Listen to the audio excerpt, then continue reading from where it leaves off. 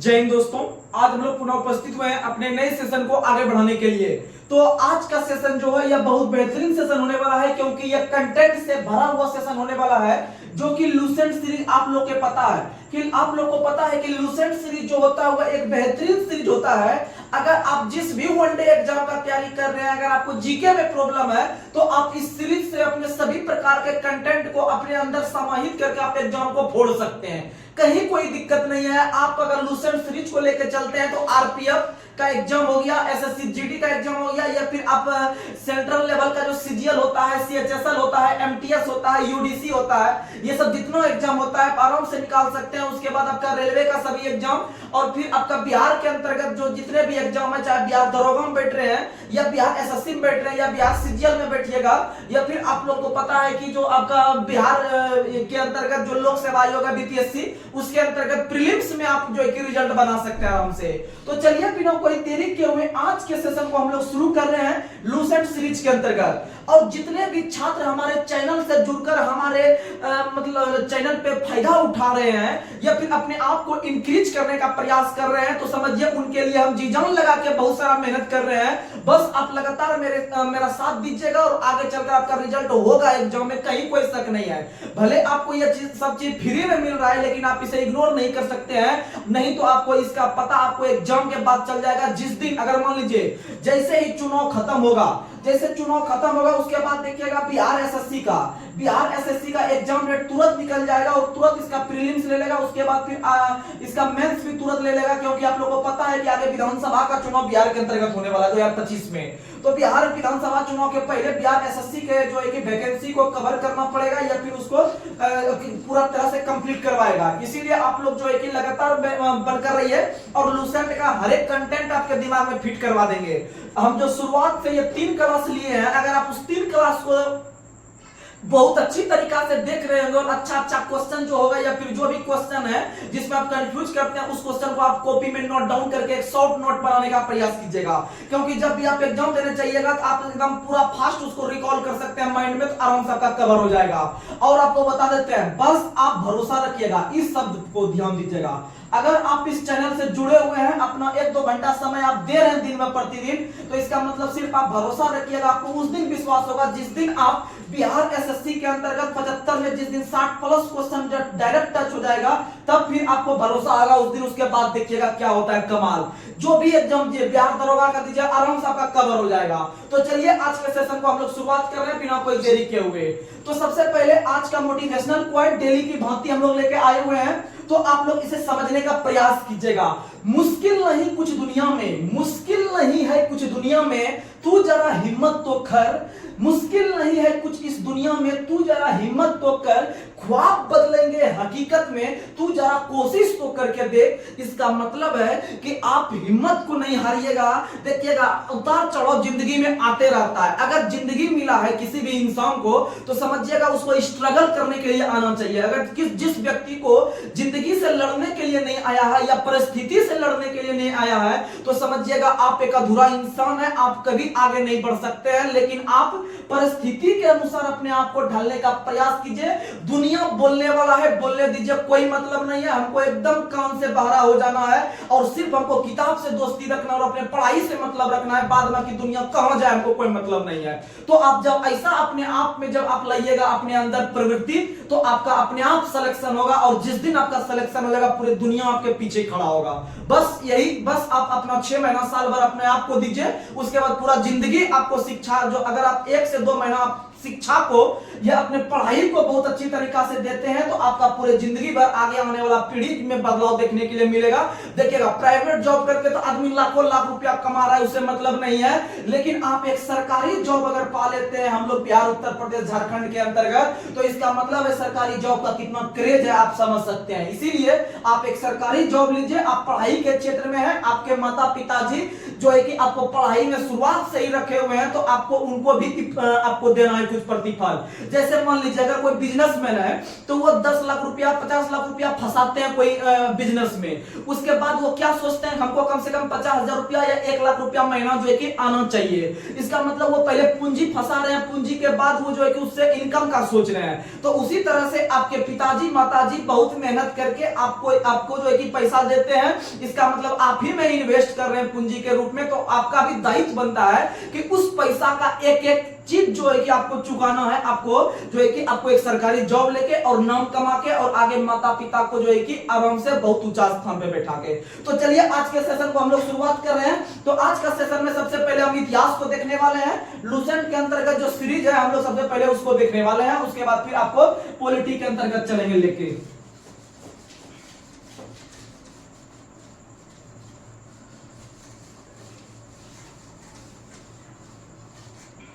चलिएगा देखते हैं। हम लोग कल तक कवर कर लिए थे 4 पेज तक, तो हम लोग आज 5वां पेज से चलते हैं। तो सुनिएगा, सबसे पहले आपको कंटेंट देते हैं। कंटेंट में याद रखिएगा 2 पुस्तक बहुत फेमस है जो एग्जाम में आता है। एक पुस्तक है ज्योग्राफिका पुस्तक, ज्योग्राफिका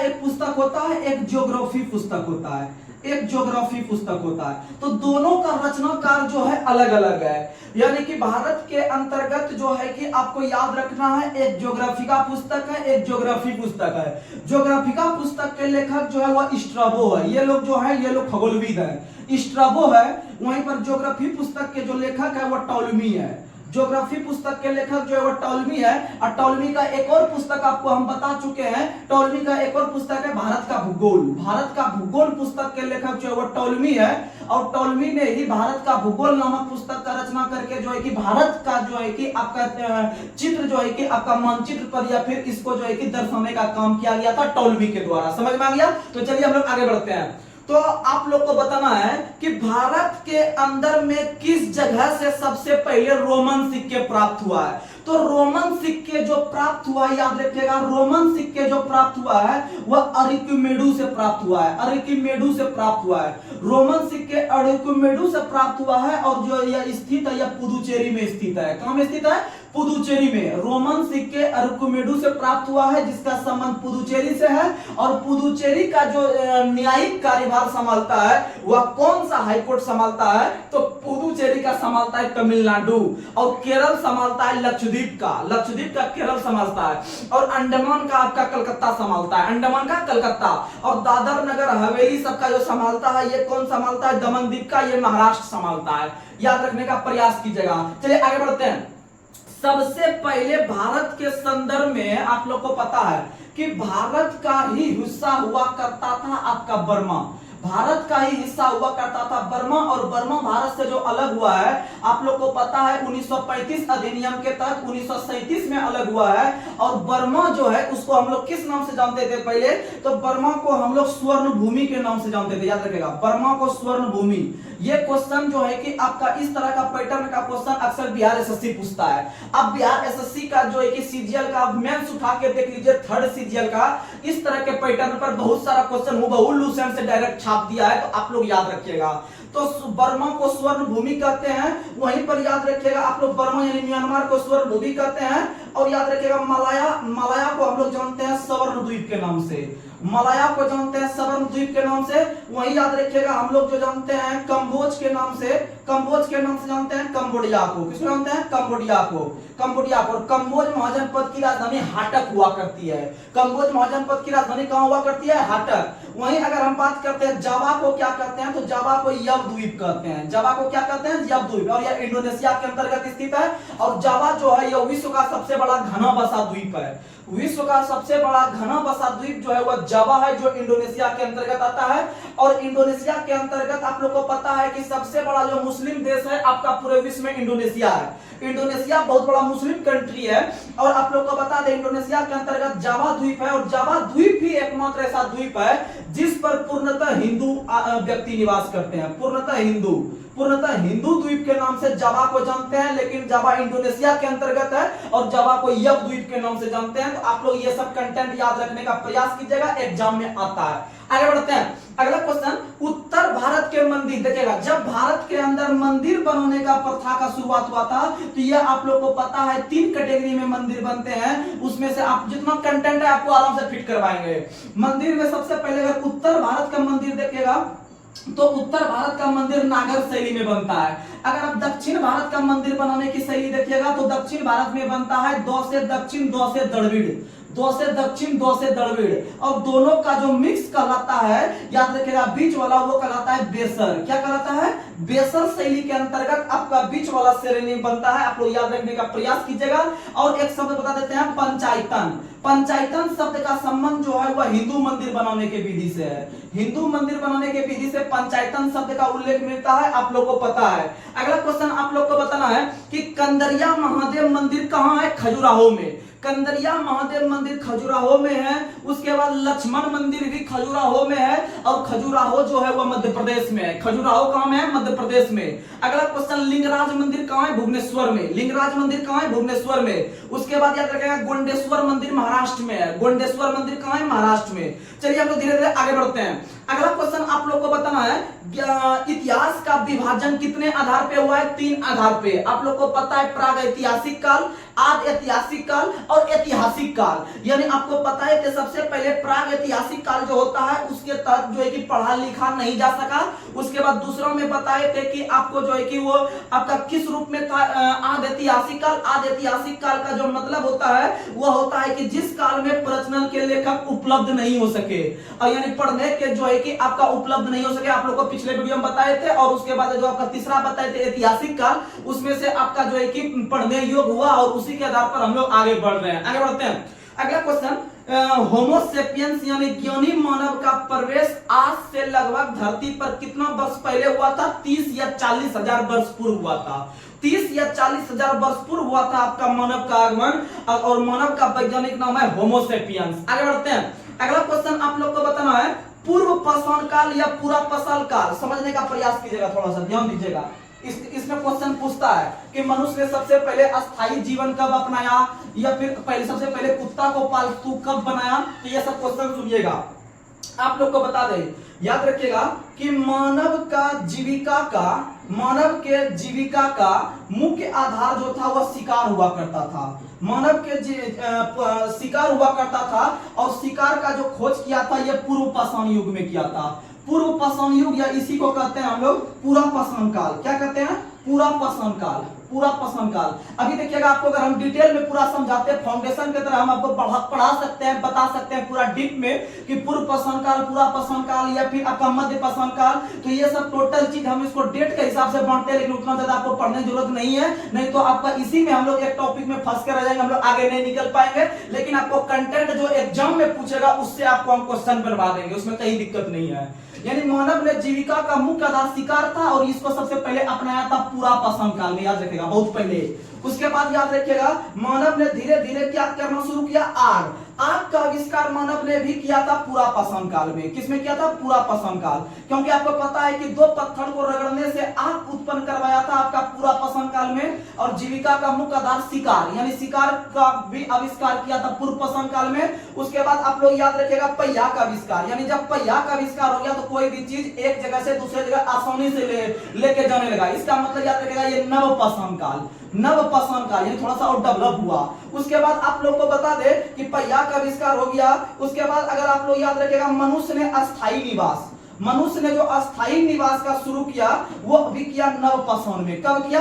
नव पाषाण में। और उसके बाद आपको जो है कि कुत्ता को जो सबसे पहले पालतू बनाया था यह भी नव पाषाण में। यह भी किसमें बनाया था? नव पाषाण में। याद रखने का प्रयास कीजिएगा। उसके बाद अगर हम देखें कि मनुष्य ने सबसे पहले किसका प्रयोग किया था? तंबा का। किसका प्रयोग? तंबा का। तो ये सब कंटेंट आप याद रखिएगा, एग्जाम में आता है। यानी कि पहिया हो गया, यानी नया ढंग से चलने लगा। और जब पहिया हो गया तो मनुष्य ने अस्थायी निवास भी खोज लिया। उसके बाद जो है कि वो कुत्ता को भी साथ में रखने लगा। ये सब मारेंगे नव पाषाण काल। क्या मारेंगे? नव पाषाण काल। वहीं आग का आविष्कार और मानव ने जीविका का आधार दोनों का मारना है पूरा पाषाण काल। क्या मारना है? पूरा पाषाण काल। एक और याद आपको करवा देते हैं कि मनुष्य ने सबसे पहले जो खेती का शुरू किया था या फिर कृषि करना शुरू किया था, यह किया था आपका मध्य पाषाण काल में। किसमें किया था? मध्य पाषाण काल में। याद रखने का प्रयास कीजिएगा। चलिए लोग आगे बढ़ते हैं। अगला क्वेश्चन आप लोग को बताना है मनुष्य ने सर्वप्रथम तंबा धातु का प्रयोग किया था, उसके द्वारा बनाए जाने वाला प्रथम औजार कौन था? कुल्हाड़ी। कौन था? कुल्हाड़ी।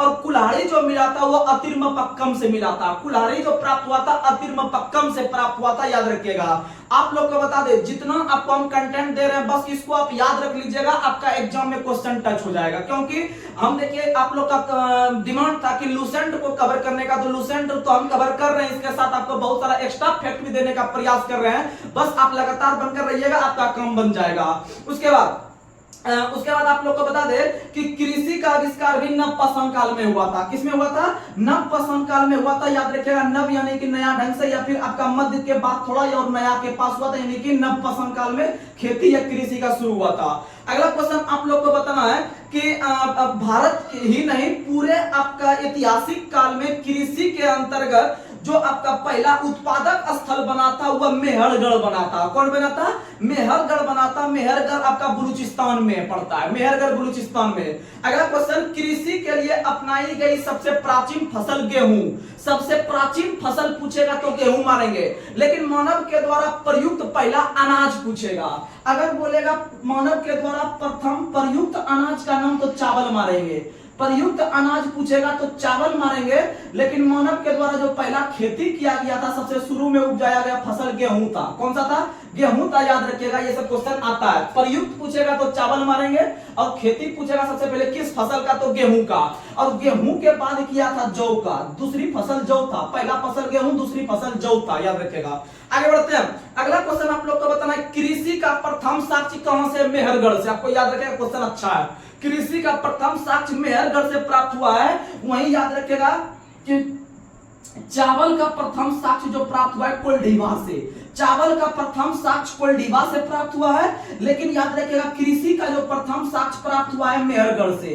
कृषि का प्रथम साक्ष्य मेहरगढ़ से, चावल का प्रथम साक्ष्य कोल्डिवा से। आपको कंटेंट टू कंटेंट बात कर रहे हैं। आगे बढ़ते हैं। भारत में पूर्व प्रस्तर युग के अधिकांश औजार जो बने हुए थे, किसके बने हुए थे? तो अधिकांश औजार जो बने हुए थे स्फटिक के बने हुए थे, और स्फटिक को ही हम लोग कहते हैं हिंदी में पत्थर। क्या कहते हैं? पत्थर। यानी मानव के द्वारा जो सबसे पहले अधिक मात्रा में बनाया गया औजार था, किसका बना था? तो स्फटिक या पत्थर का बना हुआ था, याद रखिएगा। आगे बढ़ते हैं। अगला क्वेश्चन, किस व्यक्ति के द्वारा सबसे पहली बार भारत में पूरा पाषाणकालीन औजार का खोज किया गया था?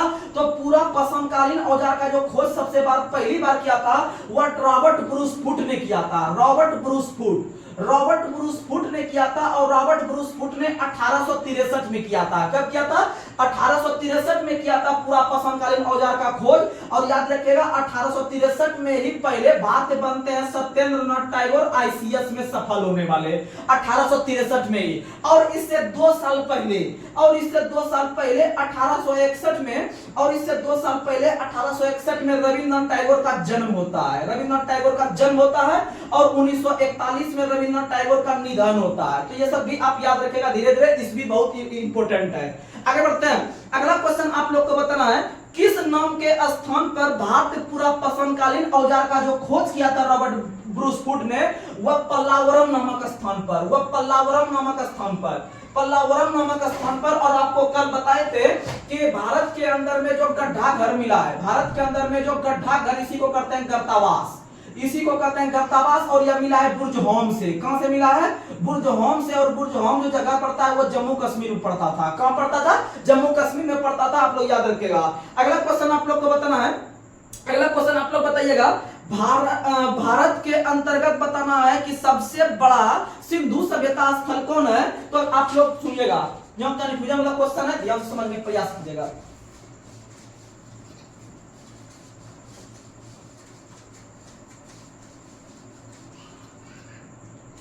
और आप लोग को एक चीज बता देते हैं, यह देख लीजिए कि हम जो ये यूज कर रहे हैं मिटाने वाला, आप लोग देखिएगा ये क्या यूज कर रहे हैं। ये इसमें जो है कि कोई बड़ी बात नहीं है, इसमें आप लोग समझ पा रहे होंगे। ये है, ये आपका जो है रेलवे के अंतर्गत जो मिलता है आपका, इसको क्या कहते हैं? झंडी दिखाने का, जो कि लाल रंग होता है, खतरा का निशान, उसी चीज का हम यूज कर रहे हैं। तो आप लोग भी जो है कि आराम से सेलेक्ट होइए, और सेलेक्ट होके आपके जो है कि इसको मतलब इससे संबंधित आप काम करके अपना समाज का नाम रोशन कर सकते हैं, और अपने आप में एक आप अच्छा आदमी बन सकते हैं, जिससे कि आपको समाज में एक अच्छा व्यक्तित्व की गरिमा प्राप्त हो। तो ये देख रहे हैं कि हम लोग डेली जो है कि इसी का यूज करके मिटा रहे हैं, तो आप लोग भी जो है कि इसका प्रयोग कर सकते हैं आगे चल के। लेकिन यहाँ तक पहुंचने के लिए आपको एक अंतिम रूप से सेलेक्ट होकर आना पड़ेगा, इसके लिए आपको मेहनत करना पड़ेगा। इसके लिए जब आप मेहनत करिएगा अच्छा से, तो इसमें सिलेक्शन के लिए कोई नहीं रोक सकता, ये समझ लीजिए। तो चलिए हम लोग आगे बढ़ते हैं। अगला क्वेश्चन आप लोग को बताना है। अगला क्वेश्चन, हाँ, बात कर रहे थे हम लोग भारत के अंदर में, सुनिएगा। सिंधु सभ्यता, सिंधु सभ्यता जो है, सिंधु सभ्यता जो है, सिंधु सभ्यता का जो सर्वमान्य तिथि माना जाता है, सिंधु सभ्यता का जो सर्वमान्य तिथि माना जाता है, वह आप लोग को पता है कि 2400 ईसा पूर्व से, 2400 ईसा पूर्व से लगभग 1750 ईसा पूर्व के बीच माना जाता है। और सिंधु सभ्यता का पहली बार जो पता लगाने का काम किया गया था, सिंधु सभ्यता का जो पहली बार पता लगाने का काम किया गया था, याद रखिएगा, चार्ल्स मैसन के द्वारा। चार्ल्स मैसन के द्वारा समझने का प्रयास कीजिएगा। चार्ल्स मैसन के द्वारा, चार्ल्स मैसन के द्वारा, चार्ल्स मैसन के द्वारा 1826 में, चार्ल्स मैसन के द्वारा 1826 में पहली बार सिंधु घाटी सभ्यता का पता लगाने का प्रयास किया गया था, लेकिन हद तक सफल नहीं हुए। लेकिन आगे चलकर आप लोग को पता है कि इसके बाद 1921 ईस्वी में, 1921 ईस्वी में दयाराम साहनी ने, 1921 ईस्वी में दयाराम साहनी ने हड़प्पा का खोज किया। पहली बार हड़प्पा सभ्यता का खोज किया, या हड़प्पा नामक पूरा स्थल का खोज किया दयाराम साहनी ने 1921 ईस्वी में। और वर्तमान में जो हड़प्पा सभ्यता है वह किस राज्य में या फिर किस देश में स्थित है, तो हड़प्पा सभ्यता वर्तमान में या फिर हड़प्पा जो पूरा स्थल है यह पाकिस्तान में है। और हड़प्पा जो पाकिस्तान में है वह कौन से जिला में है, तो याद रखिएगा यह साहिवाल जिला में है। साहिवाल जिला, हड़प्पा, साहिवाल, हड़प्पा, साहिवाल। और याद रखिएगा हड़प्पा जो है वह रावी नदी के किनारे, इसलिए आपको ट्रिक याद रखना है, हर हड़प्पा रावी, हड़प्पा रावी। और मोहनजोदड़ो को मारना है सिंधु नदी के किनारे। सुनिएगा, क्योंकि ये दोनों कंफ्यूजन वाला चीज है। मोहनजोदड़ो, सिंधु, ये दोनों अक्सर कंफ्यूज करता है आदमी, तो आपको हर याद रखना है। हड़प्पा रावी नदी के किनारे, हड़प्पा रावी नदी के किनारे है। और जब हड़प्पा रावी नदी के किनारे हो गया तो मोहनजोदड़ो सिंधु नदी के किनारे, और दोनों का दोनों है, कहां है, पाकिस्तान क्षेत्र में, कहां है, पाकिस्तान क्षेत्र में, याद रखेगा। और हड़प्पा सभ्यता जो है वह साहिवाल जिला में है, और मोहनजोदड़ो जो पाकिस्तान में है यह आपका लरकाना जिला में है। कौन से जिला में है, लरकाना जिला में है, याद रखने का प्रयास कीजिएगा। और आप लोग को बता दे कि यह जो हड़प्पा सभ्यता है या फिर हड़प्पा पूरा स्थल है, इसका खोज 1921 में दयाराम साहनी ने, और मोहनजोदड़ो का खोज जो किया गया था आपका रखाल दास बनर्जी के द्वारा, रखाल दास बनर्जी के द्वारा आपका 1922 में, 1922 में। तो क्वेश्चन पूछेगा कि सिंधु घाटी सभ्यता के अंतर्गत खोजा गया पहला शहर कौन सा है, तो हड़प्पा है। कौन सा है, हड़प्पा है। इसीलिए सिंधु घाटी सभ्यता को हड़प्पा सभ्यता भी कहते हैं। और आप लोग को बता दे कि विश्व की तीसरी, हम लोग जिस सभ्यता के अंतर्गत आते हैं अर्थात सिंधु घाटी सभ्यता के अंतर्गत आते हैं, भारत हो गया, पाकिस्तान हो गया, अफगानिस्तान हो गया, ये सब का जो क्षेत्र है ये सब सिंधु घाटी सभ्यता के अंतर्गत आता है। तो याद रखिएगा कि अगर आपसे क्वेश्चन पूछे कि विश्व की सबसे पुरानी सभ्यता का नाम क्या है, अगर क्वेश्चन पूछे कि विश्व की सबसे पुरानी सभ्यता कौन सी है, तो विश्व की सबसे पुरानी सभ्यता है मेसोपोटामिया की सभ्यता। मेसोपोटामिया आप लोग को पता होगा, आप लोग को हम बार बार बताते हैं कि मेसोपोटामिया जो है यह कौन से देश का पुराना नाम है, तो मेसोपोटामिया जो है वह इराक का पुराना नाम है। इराक हो गया, ईरान हो गया, उसके बाद फिर सीरिया हो गया, ये सब देशों में जो चलती है कैसी सभ्यता, तो वो चलती है मेसोपोटामिया सभ्यता।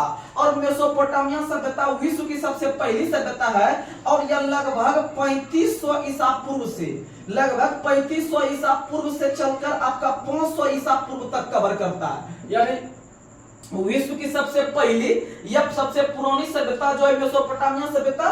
उसके बाद याद रखिएगा विश्व की दूसरी सबसे पुरानी सभ्यता कौन सी है, मिस्र की सभ्यता। उसके बाद विश्व की तीसरी सबसे पुरानी सभ्यता है सिंधु सभ्यता।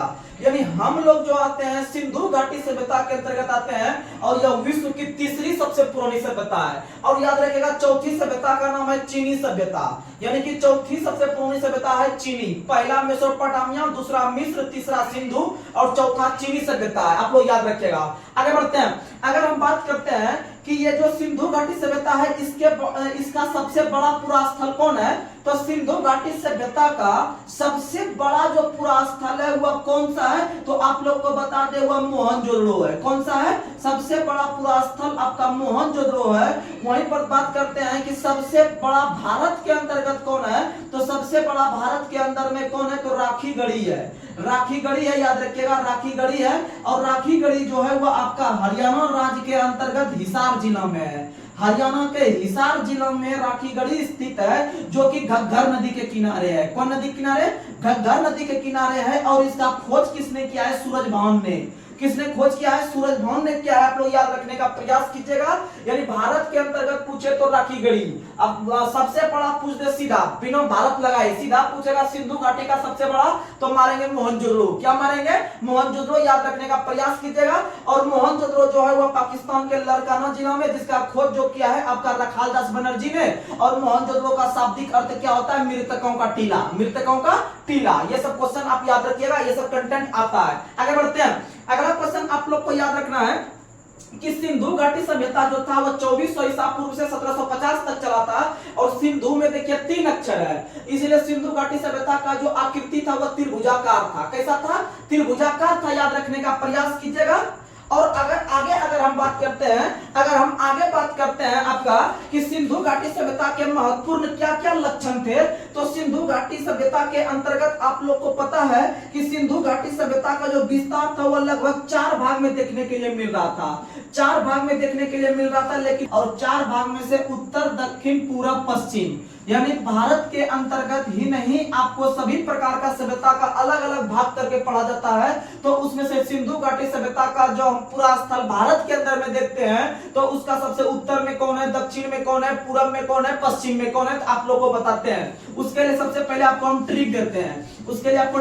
हम ट्रिक के माध्यम से याद रखिएगा तो आपको सब दिन याद होगा, नहीं तो आपको याद नहीं रह पाएगा। तो याद रखिएगा आपका जो है कि क्या हो जाएगा? पोस और पस, फिर पुआ आप लोग खाते होंगे, होली में पुआ खाते होंगे, यानी पस पुआ। उमा नाम का है वो आदमी का नाम होता है, लड़का का भी नाम होता है, लड़की का भी नाम होता है। पोस और पस, पुआ, उमा, दादाजी आप लोग बोलते होंगे, दादा, यानी पस पुआ उमा दादा। यानी प से हो गया पश्चिमी, प से क्या हो गया? पश्चिमी। और पश्चिमी पुरा स्थल जो है सबसे अधिक आपका सबसे लास्ट क्षेत्र भारत का सिंधु सभ्यता का, वो आपका क्या नाम है? तो 100 से याद रखिएगा सूतकंगेडोर। क्या याद रखिएगा? सूतकंगेडोर याद रखिएगा। सबसे पश्चिमी क्षेत्र आप अगर मारना रहेगा तो मारेंगे सूतकंगेडोर। वहीं अगर बात करते हैं पुआ यानी पू से याद मार लेंगे पूर्वी, पू से पूर्वी मार लेंगे। और पूर्वी जो है आ से आलमगीरपुर। और आलमगीरपुर जो है यह उत्तर प्रदेश के मेरठ जिला के अंतर्गत है। वहीं ऊ से करेंगे उत्तरी। और उत्तरी से मां से मारेंगे क्या? तो याद रखिएगा ऊ से मां से मांदा जो है वह जम्मू कश्मीर में है। मांदा कहां में है? जम्मू कश्मीर में है। वहीं दो से दक्षिणी, और दक्षिणी में दा से मार देंगे दाइमाबाद। क्या मारेंगे? दाइमाबाद। और दाइमाबाद जो है वह महाराष्ट्र में है। दाइमाबाद कहां में है? महाराष्ट्र में। यानी आप इस ट्रिक को नोट डाउन कर सकते हैं और दिन में कम से कम 1-2 बार देखने का प्रयास कीजिएगा तो याद हो जाएगा। 2 को तक याद ही रहेगा, दादा और उमा और पुआ याद रह जाएगा। पुआ हो गया, उमा हो गया, दादा हो गया, और पस याद रखना, यानी 3 को तक आराम से याद रह जाएगा। यानी बोलचाल के भाषा में दादा यानी कि दो दक्षिणी, अब फिर 2 से ही उसका आंसर आएगा दक्षिणी भाग का, जिसका नाम है दाइमाबाद। अब फिर ऊ से उत्तरी, मुआ से मांदा, फिर पू से पुआ।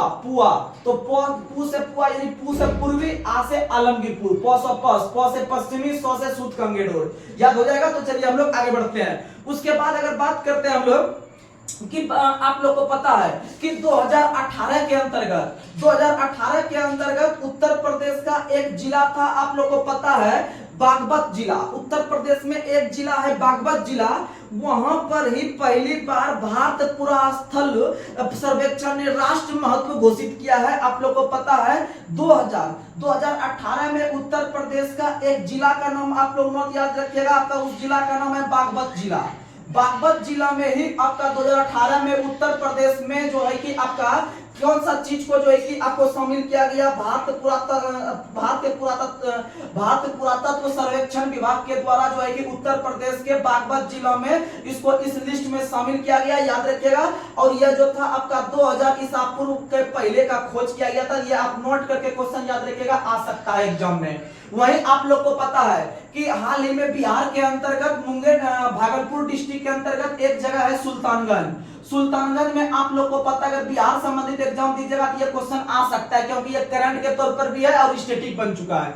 तो सुल्तानगंज के अंतर्गत में आपका बौद्ध धर्म के अंतर्गत या बौद्ध जब समय चल रहा था बौद्ध काल, तो उस समय के वहां पर मूर्ति का खोज किया गया है सुल्तानगंज के पास। तो याद रखने का प्रयास कीजिएगा। चलिए हम लोग आगे बढ़ते हैं। अगला क्वेश्चन आप लोग को बताना है कि सिंधु घाटी सभ्यता का आकृति त्रिभुजाकार था, लेकिन अगर क्वेश्चन पूछेगा कि सिंधु घाटी सभ्यता का क्षेत्रफल कितना है, तो सिंधु घाटी सभ्यता का जो क्षेत्रफल है वह आपका 13 लाख वर्ग किलोमीटर है। 13 लाख वर्ग किलोमीटर है, याद रखिएगा सिंधु घाटी सभ्यता का क्षेत्रफल। और सिंधु घाटी सभ्यता का पहली बार खोज करने का जो प्लान बनाया था 1826 में चार्ल्स मैसन के द्वारा, लेकिन अंततः जाके दयाराम साहनी के द्वारा 1921 में हड़प्पा को खोजने के क्रम में खोज किया। आगे बढ़ते हैं। अगला क्वेश्चन अगर पूछेगा कि आप लोग को पता है कि भारत के अंदर में एक व्यक्ति का नाम आप लोग को पता है, पिगट का नाम, पिगट नाम के इतिहासकार ने ही पहली बार आपको हड़प्पा सभ्यता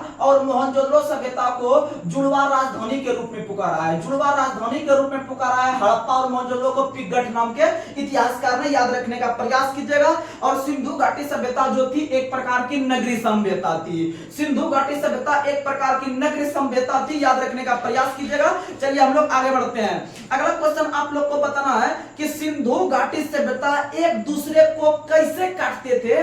तो याद रखिएगा सिंधु घाटी सभ्यता एक दूसरे को जो काटते थे वो समकोण स्थिति में काटते थे। कौन स्थिति में? समकोण स्थिति में काटते थे, यानी यहाँ पर 90 डिग्री का एंगल बनता था। आप लोग भी देखते होंगे कि गांव सब में या शहर से में चौराहा किसी तरह से इस तरह से होता है। तो समकोण स्थिति में काटते थे। सिंधु सभ्यता का जो है कि रोड अपने आप में आप लोग याद रखने का प्रयास कीजिएगा। आगे बढ़ते हैं।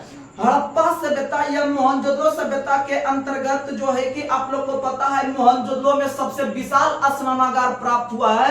तो मोहनजोदड़ो सबसे अधिक प्रसिद्ध था विशाल स्नानागार के लिए, याद रखिएगा विशाल स्नानागार के लिए, या उसी को हम लोग कहते हैं अन्नागार। अन्नागार सिंधु सभ्यता का सबसे बड़ी इमारत था। सबसे बड़ा इमारत आपका मोहनजोदड़ो के अंतर्गत अन्नागार था। अगला क्वेश्चन आप लोग को बताना है कि सिंधु घाटी सभ्यता के जो घर बनते थे, सिंधु घाटी सभ्यता के जो घर बनते थे उसमें जो मकान में जो ईंट का प्रयोग होता था, आप लोग को पता है सिंधु घाटी सभ्यता में पक्की ईंट का भी प्रयोग होना शुरू हो गया था। सिंधु घाटी सभ्यता में ही पहली बार पक्की ईंट का प्रयोग घर बनाने में प्रयुक्त होता था। तो जो ये जो ईंट इस प्रकार का होता था, इसका लंबाई और चौड़ाई और इसका मोटाई का अनुपात क्या होता था, यानी लंबाई चौड़ाई और मोटाई का जो अनुपात होता था, याद रखिएगा वह होता था 4:2:1। याद रखिएगा लंबाई हो गया, उसके बाद ये चौड़ाई हो गया, उसके बाद ये मोटाई हो गया, ये तीनों का रेशियो होता था 4:2:1 में होता था। आपका पक्की ईंट का प्रयोग होता था सिंधु घाटी सभ्यता में।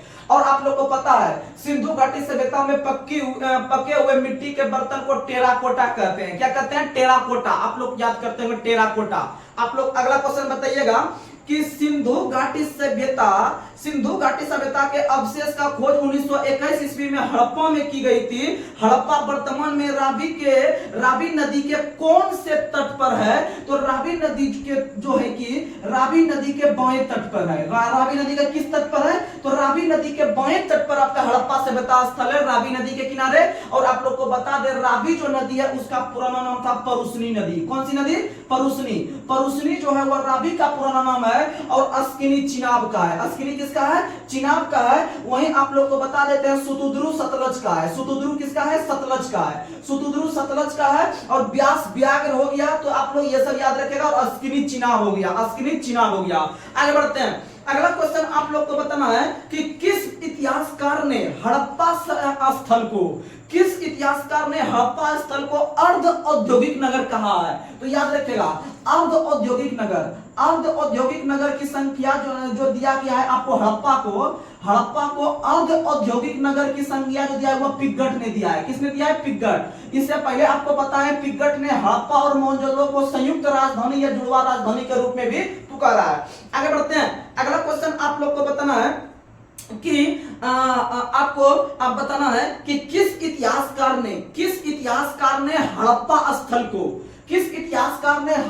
स्थल को माउंट एबी की संज्ञा दिया है। माउंट एबी की संज्ञा दिया है, याद रखिएगा। माउंट एबी की संज्ञा आपको किसने दिया है? व्हीलर ने। किसने दिया है? व्हीलर ने दिया है। व्हीलर ने दिया है माउंट एबी की संज्ञा। माउंट एबी की संज्ञा व्हीलर ने किसको दिया है? तो हड़प्पा को। और हड़प्पा को अर्ध औद्योगिक नगर भी किसने कहा है? पिग्गट ने। और पिग्गट ने हड़प्पा और मोहनजोदड़ो को संयुक्त राजधानी या जुड़वा राजधानी के रूप में भी पुकारा है। ये सब आप याद रखिएगा। अगला क्वेश्चन आप लोग को बताना है कि मोहनजोदड़ो का शासन व्यवस्था कैसी थी? तो मोहनजोदड़ो के अंतर्गत शासन व्यवस्था जो था वह जनतंत्रात्मक था, यानी कि आम आदमी का अधिकार था, यानी लोकतांत्रिक था। कैसा था? लोकतांत्रिक था, याद रखने का प्रयास कीजिएगा। और मोहनजोदड़ो के अंतर्गत पता है कि नर्तकी की मूर्ति प्राप्त हुई है। मोहनजोदड़ो के अंतर्गत नर्तकी की मूर्ति प्राप्त हुई है, और नर्तकी की मूर्ति जो बना हुआ था वह कांसा से बना हुआ था। किससे बना हुआ था? कांसा। और कांसा जो बनता है आप लोग को पता है Cu+Sn से बनता है। Cu+Sn यानी कि आपको तांबा और टीन का मिश्रण से बना हुआ कांसा का प्रयोग किया जाता था नर्तकी की मूर्ति बनाने में मोहनजोदड़ो के अंतर्गत, याद रखिएगा। आगे बढ़ते हैं, अगला क्वेश्चन आप लोग को बताना है कि सिंधु घाटी सभ्यता के किस स्थल से नाव का चित्र प्राप्त हुआ है? नाव का चित्र। तो याद रखिएगा, नौ से नर्तकी, नौ से नाव। नौ से नर्तकी, नौ से नाव, दोनों हो गया मोहनजोदड़ो से। कहां से हो गया? मोहनजोदड़ो से, याद रखिएगा, मृतकों के टीला से। और आपको कल बताए थे कि भारत के अंदर में सिंधु घाटी का जो सबसे गहरा स्थल है या फिर गड्ढा घर जो प्राप्त हुआ है वो आपका कहां से प्राप्त हुआ है? तो वो आपको पता है बुर्जहोम से। बताए थे बुर्जहोम से, इतना बार बताएंगे कि याद हो जाएगा। बुर्जहोम से प्राप्त हुआ है। यहां से इसको हम लोग गर्तावास भी कहते हैं। और यह बुर्जहोम जो है ये जम्मू कश्मीर में स्थित है। और इसी बुर्जहोम में पता था आप लोग को कि सीढ़ी नीचे उतरने के लिए गड्ढा घर में सीढ़ी का प्रयोग का भी प्रमाण मिला है। साथ ही मनुष्य के साथ जो है कि कुत्ता को दफनाने का भी प्रमाण मिला है आपका बुर्जहोम यानी गड्ढागढ़ से जम्मू कश्मीर में। आगे बढ़ते हैं, तो अगला क्वेश्चन आप लोग को बताना है। अगला क्वेश्चन आप लोग बताइएगा कि भारत का सर्वप्राचीन नगर मोहनजोदड़ो का शाब्दिक अर्थ मृतकों का टीला। क्या था? मृतकों का टीला। अगला क्वेश्चन आप लोग को बताना है कि सिंधु घाटी सभ्यता के अंतर्गत आप लोग को पता है कौन सा गांव का संबंध जोरवे संस्कृति से था? तो जोरवे संस्कृति का संबंध था इनाम गांव से। कौन गांव से? इनाम गांव से, याद रखने का प्रयास कीजिएगा। अगला क्वेश्चन बताइए कि भारत में जीवाश्म का पहला प्रमाण किस जगह से मिलता है? तो देखिएगा, दो क्वेश्चन आता है, दो क्वेश्चन में कंफ्यूज नहीं कीजिएगा, आपको जुगाड़ देते हैं, क्योंकि जहां पर क्वेश्चन उठता है आपको उस सब टॉपिक को हम लेंगे, सिर्फ आप याद कीजिएगा मेरे साथ, सिर्फ याद कीजिएगा। सुनिएगा, अगर क्वेश्चन पूछेगा भारत के अंदर में जीवाश्म संबंधी पहला प्रमाण कहां मिला है, और दूसरा क्वेश्चन पूछेगा कि भारत में मनुष्य संबंधी पहला प्रमाण कहां मिला है, तो याद रखिएगा आप लोग को पता है जीवाश्म संबंधी पूछेगा और मनुष्य संबंधी पूछेगा, तो आप लोग को बताना है जीवाश्म संबंधी अगर पहला प्रमाण पूछे भारत के अंतर्गत में कहां प्राप्त हुआ है, तो शिवालिक की पहाड़ी से। कहां से प्राप्त हुआ है? शिवालिक की पहाड़ी से प्राप्त हुआ है। वहीं मनुष्य संबंधी पहला प्रमाण कहां से प्राप्त हुआ है? नर्मदा घाटी से। कहां से प्राप्त हुआ है? नर्मदा घाटी से प्राप्त हुआ है। और जीवाश्म संबंधी पहला प्रमाण शिवालिक से। यानी आप याद रखिएगा, जीवाश्म यानी कि शिवालिक, और मनुष्य संबंधी नर्मदा। देखिए मनुष्य में 9 आ रहा है, नर्मदा में भी 9 आ रहा है, तो आप लोग आराम से इसको कवर कर सकते हैं। और जीवाश्म का जो आपका अध्ययन कहलाता है, क्या कहलाता है? पैलेंटोलॉजी कहलाता है। जीवाश्म का अध्ययन पैलेंटोलॉजी कहलाता है, याद रखने का प्रयास कीजिएगा। और जीवाश्म का पहला प्रमाण शिवालिक के पहाड़ी से, और मनुष्य संबंधी पहला प्रमाण नर्मदा घाटी परियोजना से या फिर नर्मदा घाटी से। और नर्मदा नदी जो है वो आप लोग को पता है कि नर्मदा नदी जो है वो आपका जो है कि कहां पर जल गिराती है, तो आप लोग को ये सब ट्रिक हम दे चुके हैं, इसमें कहीं कोई शक नहीं होना चाहिए। तो भारत के अंतर्गत आप लोग को पता है, उसमें से आपको बताए थे सालामांता नहीं, यानी कि साबरमती हो गया, लूनी हो गया, माही हो गया, नर्मदा हो गया, ताप्ती हो गया, ये सब जल अपना अरब सागर में गिराने का काम करती है। चलिए आगे बढ़ते हैं। अगला क्वेश्चन आप लोग को बताना है कि भारत के अंदर में भीमबेटका की गुफा किस राज्य में है? तो भीमबेटका की गुफा मध्य प्रदेश में है। तो थोड़ा सा इनके बारे में बात करते हैं। भीमबेटका भीमबेटका जो है एक प्रकार का गुफा है, एक प्रकार का क्या है, गुफा है। और यह भित्ति चित्र के लिए प्रसिद्ध है। किसके लिए प्रसिद्ध है, भित्ति चित्र के लिए प्रसिद्ध है भीमबेटका की गुफा। और भीमबेटका की गुफा जो है कि मध्य प्रदेश के रायसेन जिले में है, मध्य प्रदेश के रायसेन जिले में है, याद रखिएगा। और आप लोग को बता देते हैं, यह शैल यह आपके भित्ति के लिए प्रसिद्ध है आपका जो है कि भीमबेटका की गुफा। और भीमबेटका का जिला जो है वह रायसेन है। और भीमबेटका गुफा जो है इसको यूनेस्को की सूची में 2003 में शामिल किए हैं। कब शामिल किए हैं, 2003 में शामिल किए हैं। वहीं आप लोग को पता है कि भीमबेटका गुफा का खोज जो किया गया था 1957-58 में, 1957-58 में इसका खोज वाकनकर ने किया था, याद रखिएगा। वाकनकर के द्वारा भीमबेटका गुफा का खोज किया गया था 1957-58 में वाकनकर के द्वारा। और इसको यूनेस्को की सूची में 2003 में शामिल किया है, याद रखिएगा। और भारत के अंदर में पहला व्यक्ति रिजले बने हैं जिन्होंने आपका प्रथम बार वैज्ञानिक आधार पर जनसंख्या का विभेदीकरण किया था। और आपको पता है कि जनगणना कराने का शुरुआत पहली बार जो किया गया था लॉर्ड मेयो के काल में 1872 में। और आपको 1881 में पता है आप लोग को एक नियमित जनगणना का शुरुआत रिपन के काल में हुआ है, आप लोग को पता है। आगे बढ़ते हैं। अगला क्वेश्चन आप लोग को बताना है कि अगला क्वेश्चन बताइएगा कि किस व्यक्ति की अध्यक्षता में सिंधु घाटी सभ्यता नामक एक उन्नत नगर सभ्यता पहुंचे जाने की विधिवत घोषणा की गई। तो आप लोग को बता दे 1921 में हड़प्पा का खोज हुआ, 1922 में मोहनजोदड़ो का खोज हुआ। उसके बाद 1924 में जो है कि इसके लिए एक निदेशालय का गठन हुआ, इसके खोज करने के लिए एक निदेशालय का गठन हुआ। और यह किसके निगरानी में हुआ है, तो याद रखिएगा यह मार्शल के निगरानी में, यानी पूरा नाम है इसका सर जॉन मार्शल। अच्छा क्वेश्चन है, सर जॉन मार्शल के निगरानी में आपको जो है कि एक आपका निदेशालय का गठन हुआ है आपका खोजने के लिए 1924 में, आप लोग को पता है। आगे बढ़ते हैं। अगला क्वेश्चन आप लोग को बताना है सिंधु घाटी सभ्यता कैसी सभ्यता, नगरीय सभ्यता, सिंधु नगरीय सभ्यता। आगे बढ़ते हैं। अगला क्वेश्चन आप लोग को बताना है सिंधु घाटी सभ्यता के अंतर्गत कितने प्रकार के बड़े नगर की संख्या है, 6। कितना बड़ा नगर है, 6। कितना बड़ा नगर है, 6।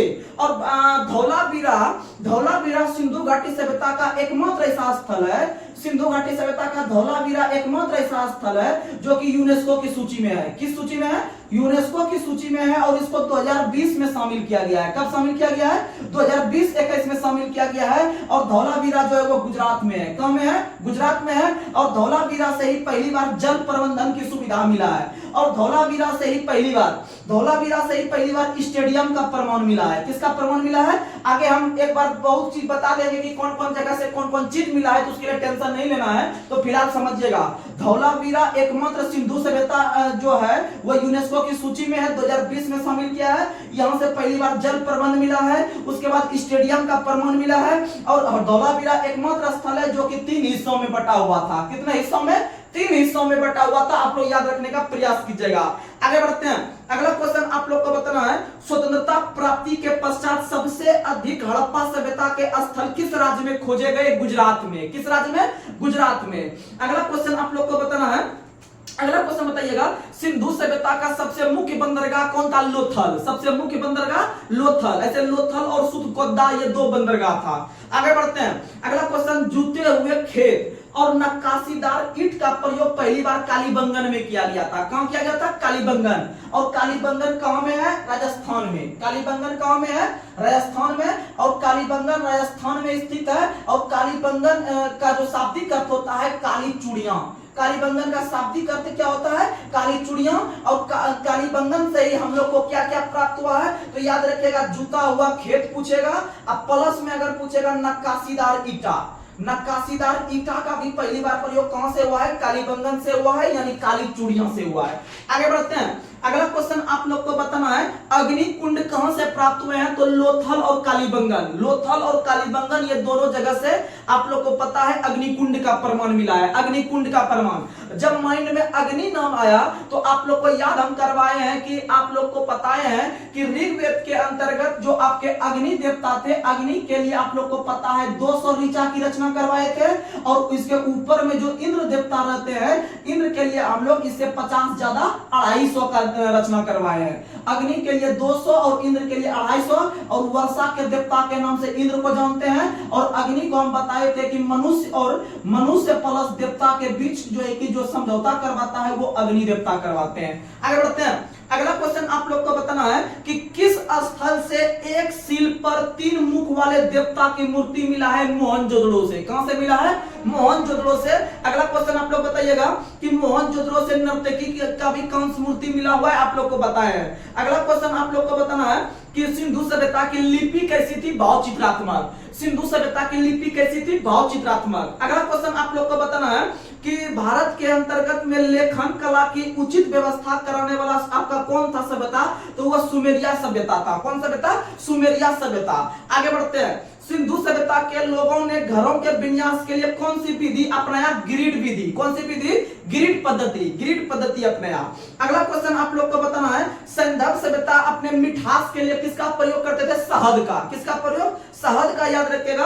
अगला क्वेश्चन बताना है मिट्टी से बने हल का साक्ष्य। मिट्टी से बने हल का साक्ष्य। मिट्टी से जो बना हुआ हल है इसका साक्ष्य मिला है बनवाली से। कहां से मिला है? बनवाली से मिला है। लेकिन जुते हुए खेत का प्रमाण आपका कालीबंगन से मिला हुआ है। कहां से मिला हुआ है? कालीबंगन से। और नक्कासारी ईंट का प्रयोग भी कालीबंगन से, आप लोग को पता है। आगे बढ़ते हैं। अगला क्वेश्चन आप लोग को बताना है तौल का जो इकाई था, यानी सिंधु सभ्यता के अंतर्गत तौलने की जो इकाई था वह 16 के अनुपात में था। कितना के अनुपात में था? 16 के अनुपात में। और 16 को महाजनपद भी पढ़ेंगे आगे चल के, और 16 को संस्कार भी होता है, आप लोग को पता है। आगे बढ़ते हैं। अगला क्वेश्चन बताना है मेसोपोटामिया के अभिलेख में वर्णित मेलुहार शब्द का प्रयोग सिंधु सभ्यता से। आप लोग को पता है कि विश्व की सबसे पुरानी सभ्यता का नाम है मेसोपोटामिया। उसके बाद है आपका जो है कि मिस्र की सभ्यता, उसके बाद है आपका सिंधु की सभ्यता, और उसके बाद सबसे लास्ट में है आपका चीनी सभ्यता। कौन सा सभ्यता? चीनी। तो मेसोपोटामिया के सभ्यता में एक शब्द देखने के लिए मिलता है मेलुहा। तो मेलुहा शब्द का प्रयोग जो है वह सिंधु सभ्यता के बारे में किया गया, याद रखिएगा। आगे बढ़ते हैं। अगला क्वेश्चन आप लोग को बताना है कि आप लोग बताइएगा कि सिंधु सभ्यता के लोग किसे उर्वरता की देवी मानकर पूजा किया करते थे? तो उर्वरता यानी उत्पादन कहां से होता है? धरती माता से। तो याद रखिएगा कि धरती को उर्वरता की देवी मानकर सिंधु सभ्यता के लोग उनका पूजा किया करते थे। अगला क्वेश्चन स्वास्तिक चिन्ह। आप लोग देखते होंगे ये जो स्वास्तिक चिन्ह होता है, ये स्वास्तिक चिन्ह जो लिया गया है कहां से लिया गया है? तो याद रखिएगा हड़प्पा सभ्यता से। कौन सभ्यता से? हड़प्पा सभ्यता से स्वास्तिक चिन्ह लिया गया है, आप लोग याद रखिएगा। अगला क्वेश्चन आप लोग को बताना है, अगला क्वेश्चन आप लोग को बताना है कि सिंधु सभ्यता में कौन किसकी उपासना सबसे अधिक प्रचलित थी? तो मातृ देवी का। किसका था? मातृ देवी का, यानी कि आप लोग को पता है धरती देवी का। अगला क्वेश्चन बताइए सबसे प्रसिद्ध पशु कौन था या पूजनीय पशु कौन था? तो कुंवर वाला सांड। कुंवर वाला सांड आप लोग को पता है, याद रखिएगा, सबसे प्रसिद्ध था। अगला क्वेश्चन आप लोग बताइएगा कि आपका कि कौन सा हड़प्पा कालीन सभ्यता का एकमात्र स्थल था जिसका निचला शहर भी किलों से घिरा हुआ था? तो क से किला, क से कालीबंगन। क से किला, क से कालीबंगन। और कालीबंगन का शाब्दिक अर्थ होता है काली चूड़ियां, और कालीबंगन जो है वह राजस्थान में है। आगे बढ़ते हैं। अगला क्वेश्चन बताना है कि सिंधु सभ्यता के विनाश का सबसे मुख्य कारण क्या था? बाढ़। सबसे मुख्य कारण क्या था? बाढ़। और आप लोग को पता है कि सिंधु घाटी सभ्यता के अंतर्गत जो आपका बंदरगाह था वह लोथल और सुतकोद्दा। लोथल और सुतकोद्दा, याद रखिएगा। आगे बढ़ते हैं। आग में पकी हुई मिट्टी को टेराकोटा कहते हैं। क्या कहते हैं? टेराकोटा। आप लोग इतना कंटेंट दे रहे हैं, याद रखिएगा, क्योंकि बिहार एसएससी में डायरेक्ट क्वेश्चन छपेगा। आगे बढ़ते हैं। सिंधु सभ्यता के अंतर्गत विभिन्न प्रकार के पुरास्थल हैं, उसके खोजकर्ता आप लोग को हम बता देते हैं। तो याद रखिएगा सबसे पहले हड़प्पा रावी नदी के किनारे है, और इसका खोज जो किया गया है दयाराम साहनी के द्वारा 1921 में। उसके बाद मोहनजोदड़ो जो है कि वह सिंधु नदी के किनारे है, याद रखिएगा। मोहनजोदड़ो और सिंधु में हड़प्पा में कंफ्यूज करता है बच्चा। तो अगर रहेगा आपका, अगर रहेगा हड़प्पा, तो आपको ट्रिक बताए हैं होरोहर, यानी कि हड़प्पा रावी नदी के किनारे। हड़प्पा रावी और मोहनजोदड़ो सिंधु ले लेगा, तब मोहनजोदड़ो सिंधु ले लेगा। और दोनों का दोनों है पाकिस्तान में, दोनों का दोनों कहां है? पाकिस्तान में। लेकिन हड़प्पा 4 अक्षर का है, इसीलिए याद आएगा आपका साहिवाल जिला। पाकिस्तान का साहिवाल जिला में हड़प्पा है, और मोहनजोदड़ो है लड़काना जिला। कौन सा जिला? लड़काना जिला, याद रखिएगा। मोहनजोदड़ो आप याद रखिएगा। आगे बढ़ते हैं। अगला क्वेश्चन चुंदोड़ो कहाँ है? तो चुंदोड़ो सिंधु नदी के किनारे पाकिस्तान में है। चुंदोड़ो कहाँ है? पाकिस्तान में। और चुंदोड़ो पाकिस्तान में है, वहीं कालीबंगन कहाँ में है? राजस्थान में। और राजस्थान में घग्गर नदी के किनारे, राजस्थान में घग्गर नदी के किनारे, याद रखिएगा कालीबंगन।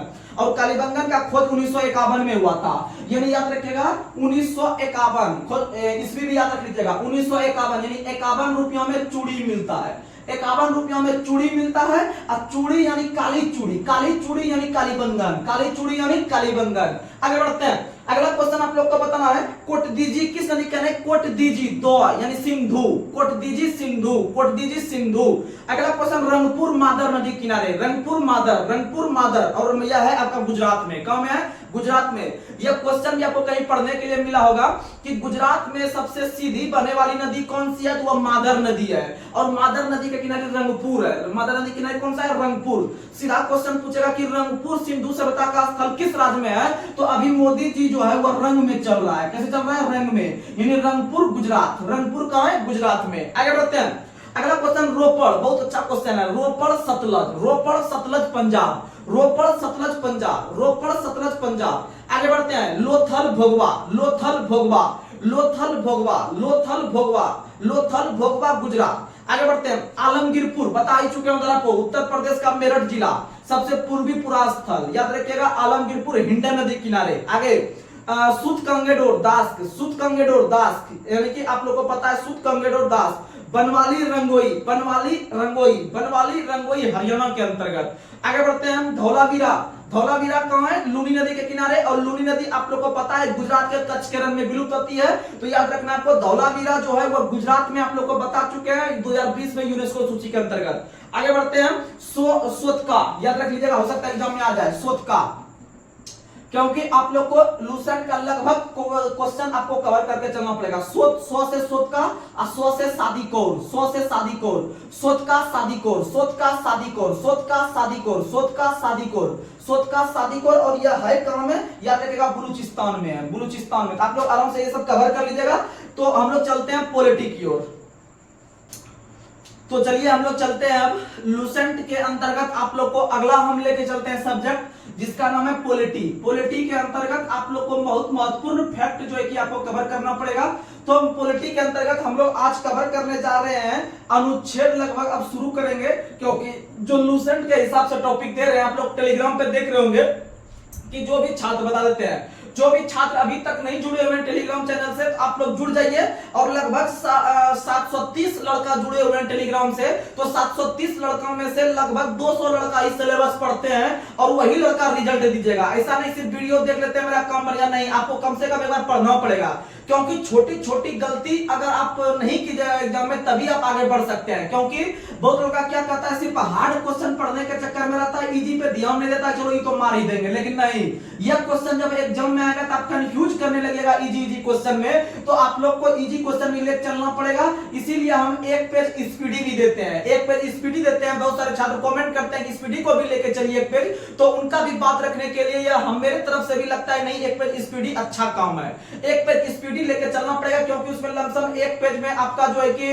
100-150 क्वेश्चन, 200 क्वेश्चन हो जाता है। तो आप लोग उसको कम से कम पढ़िएगा, तो कम से कम कंफ्यूजन दूर हो जाएगा इजी क्वेश्चन के लेवल में। और अच्छा अच्छा क्वेश्चन भी स्पीडी में, जो कि डायरेक्ट एग्जाम में मिलता है, वो क्वेश्चन आपको, यानी जो क्वेश्चन स्पीडी में है वैसा बहुत सारा क्वेश्चन आपको लूसेंट में देखने के लिए नहीं मिलेगा। तो इसीलिए आपको वो बुक को भी साथ में लेके चलना पड़ेगा। तो चलिए आप लोग हम शुरुआत करते हैं। आज का टॉपिक हम कवर करेंगे लगभग आपका संघ राज्य क्षेत्र, संघ राज्य क्षेत्र कवर करेंगे। उसके बाद फिर आप लोग को जो है कि विभिन्न प्रकार का भाग है, इसको भी आज देख लेंगे हम लोग। उसके बाद फिर हमको टॉपिक में और मिल जाएगा को नागरिकता संबंधी, तो नागरिकता संबंधी भी हम लोग इसको तीनों को जो है कि आज मोटा मोटी कवर करने वाले हैं। और जो भी बचेगा हम लोग अगले वीडियो में भी देख लेंगे, लेकिन हद तक कवर करने का प्रयास करेंगे। देखिए हमारा वीडियो लंबा भले बन जाता है, लेकिन कंटेंट से भरा हुआ है, और जो छात्र इसको लगातार देखिएगा एग्जाम में उसका क्वेश्चन बनेगा। और थोड़ा सा शॉर्ट वीडियो देखने से कुछ नहीं होता है, हमें वो टिकटॉक पे या फिर शॉर्ट में रील का 2 क्वेश्चन ऐसे करके दे दिया कि भारत कब आजाद हुआ था, बस उसी में लोग आप कमेंट कर रहे हैं, उससे कुछ नहीं होने जाने वाला है। आपको गहराई से पढ़ना ही पड़ेगा जमीनी स्तर पे आपको रिजल्ट बनाने के लिए। तो चलिए हम लोग चलते हैं आगे।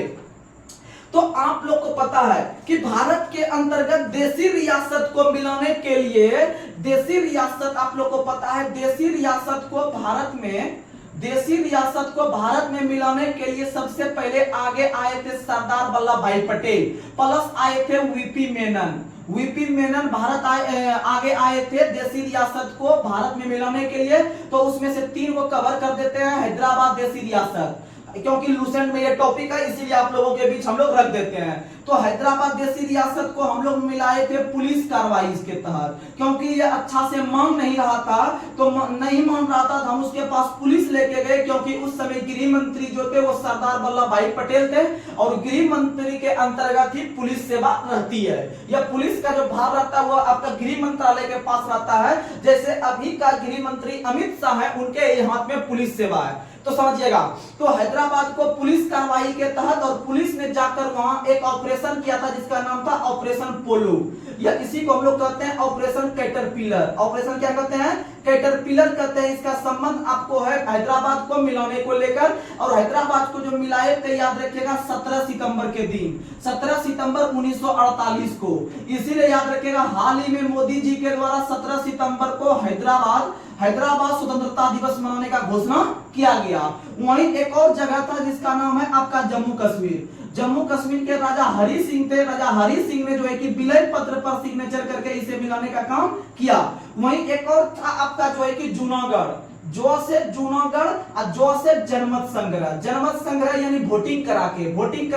और यह जूनागढ़ आप लोग को पता है, जूनागढ़ जो है वो आपका गुजरात में था। कहां में था? गुजरात में। एक अभिलेख भी आपको बता चुके हैं। जैसे जूनागढ़ आया तो आपके माइंड में अभिलेख आना चाहिए जूनागढ़ नाम से, क्योंकि जूनागढ़ या गिरनार अभिलेख का संबंध रुद्रदामन से बता चुके हैं, जिसका संबंध गुजरात से था। तो ये सब चीज था, तो आप लोग ये सब कंटेंट याद रखिएगा तो आराम से हो जाएगा। चलिए आगे बढ़ते हैं। तो आप लोग को हम बताने का कोशिश कर रहे हैं कि इसमें सबसे पहले संघ राज्य क्षेत्र यानी अनुच्छेद पढ़ना पड़ेगा। यानी कि हम लोग अनुसूची को देख चुके हैं, अनुसूची बार बार रिकॉल नहीं कराएंगे, आप लोग आराम से याद रख लीजिएगा, लेकिन आपको एक बार हम करवाते हैं रिकॉल। सुनिएगा, अनुसूची 1 में केंद्र और राज्य, उसके बाद अनुसूची 2 में क्या है? सभी प्रकार के सरकारी का वेतन भत्ता है, सरकारी पद का, और सभी प्रकार का जो आपका शपथ मिलेगा अनुसूची 3 के तहत। लेकिन 3 व्यक्ति को छोड़ के राष्ट्रपति, उपराष्ट्रपति और राज्यपाल, ये तीनों अनुच्छेद के तहत आप लोग को पता है अनुच्छेद कौन कौन होगा। और अनुसूची 4 में जो है कि राज्यसभा सीट का बंटवारा है, अनुसूची 5 में SC ST है, और अनुसूची 6 में पूर्वोत्तर के 4 राज्य का SC ST है, और अनुसूची 7 में आप लोग को बता चुके हैं केंद्र संबंध है, अर्थात 3 प्रकार के सूची का वर्णन है।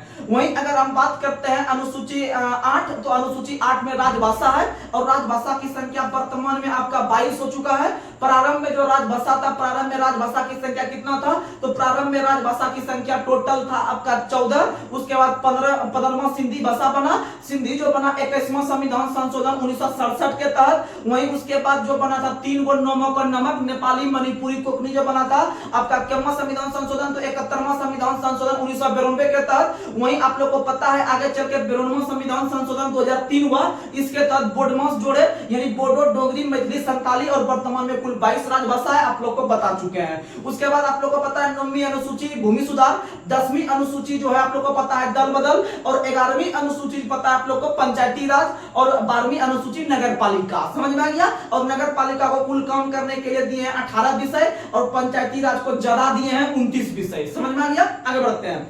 अगला क्वेश्चन आप लोग को बताना है। अब चलते हैं हम लोग जो है कि संघ और राज्य क्षेत्र। तो संघ और राज्य क्षेत्र का मतलब आप समझिएगा, संघ का मतलब हो गया भारत, पूरा भारत, अखंड भारत। संघ का मतलब हो गया भारत, और राज्य का मतलब हो गया राज्य का मतलब हो गया राज्य।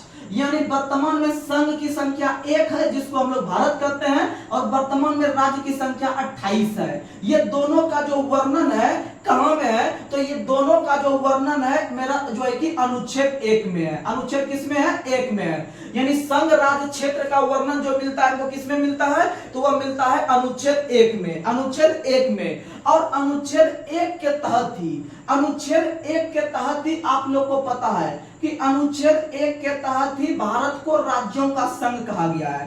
भारत को राज्यों का संघ कहा गया है। भारत को राज्यों का संघ कहा गया है अनुच्छेद 1 में। इससे हम यह चीज समझ सकते हैं, बार बार बोलने का आदमी लोग बोल देता है भारत राज्यों का संघ है, लेकिन आखिर इसमें हम क्या समझने का प्रयास कर रहे हैं? तो इसमें हम यही समझने का प्रयास कर रहे हैं कि हमारा एक अखंड देश भारत है और उसके अंतर्गत विभिन्न प्रकार का आपका राज्य है और उसके अंतर्गत हम लोग संघ को भी देख रहे हैं। तो संघ का मतलब यहां पर समझना है शासन, संघ का मतलब समझना है शासन, और भारत का मतलब हो गया भारत, यानी पूरे भारत को मिला के जो हम लोग शासन करते हैं वह अनुच्छेद 1 के तहत करते हैं। किसके तहत करते हैं? अनुच्छेद 1 के तहत करते हैं। आप लोग याद रखने का प्रयास कीजिएगा।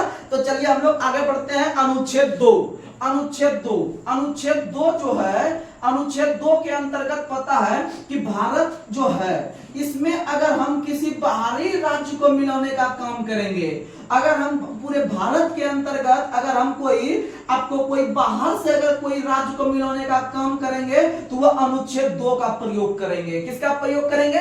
अनुच्छेद 2 का प्रयोग करेंगे। आप लोग को पता है यानी कि नए राज्यों का प्रवेश, यानी 2 में, यानी कि अनुच्छेद 2 और 3 बहुत कंफ्यूज करता है आदमी। तो 2 में याद रखना है राज्यों का प्रवेश कराना है। प्रवेश का मतलब होता है कि कोई भी चीज उसके अंदर में नहीं है उसको अंदर घुसाना है, यानी कि प्रवेश करना है।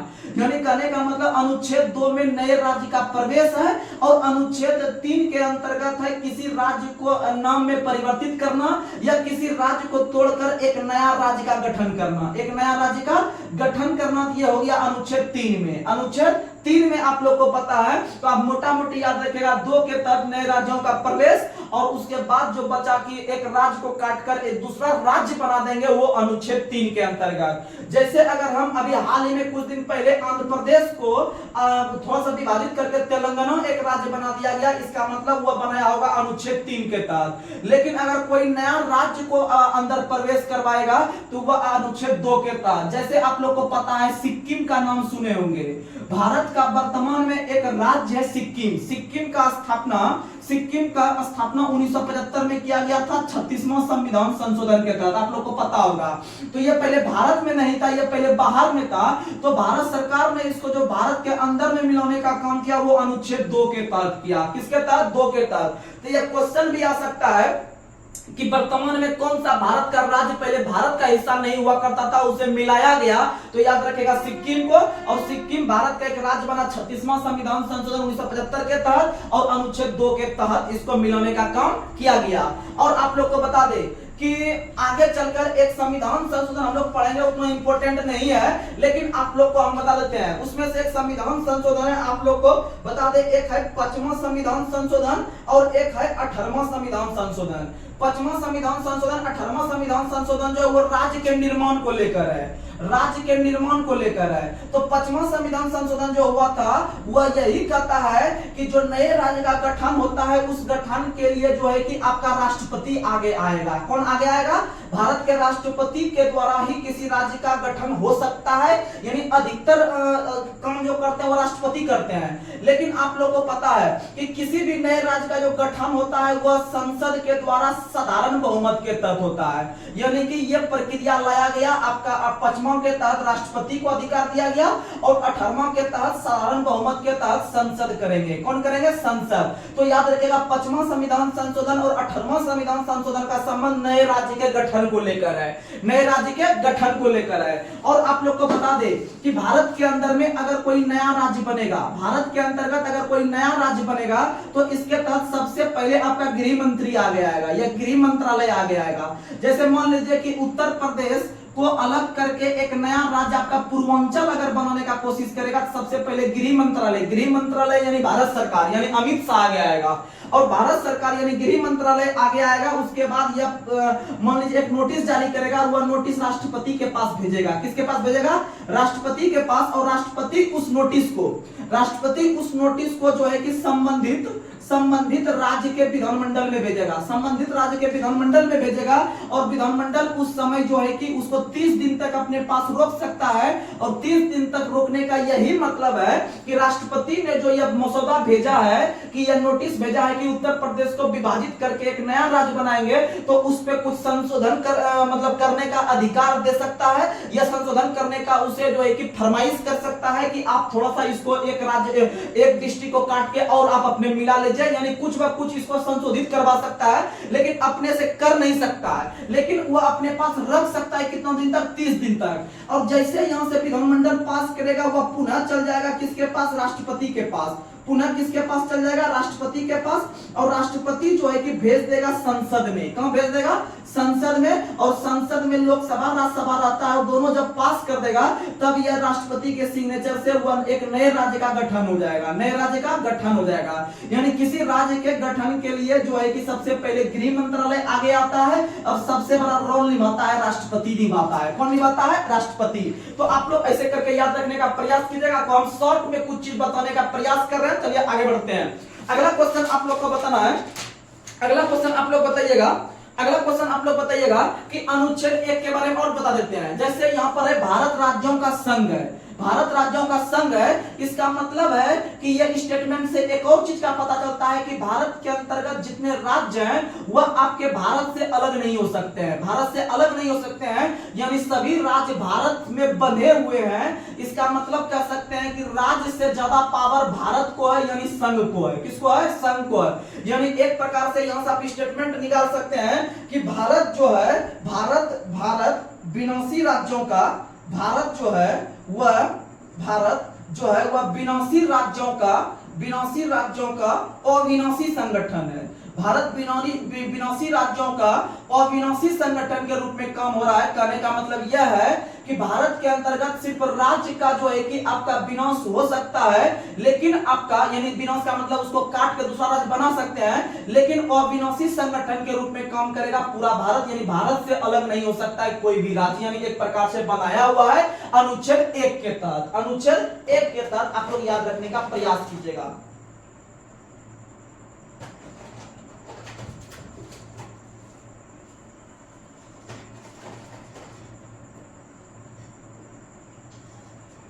चलिए हम लोग आगे बढ़ते हैं।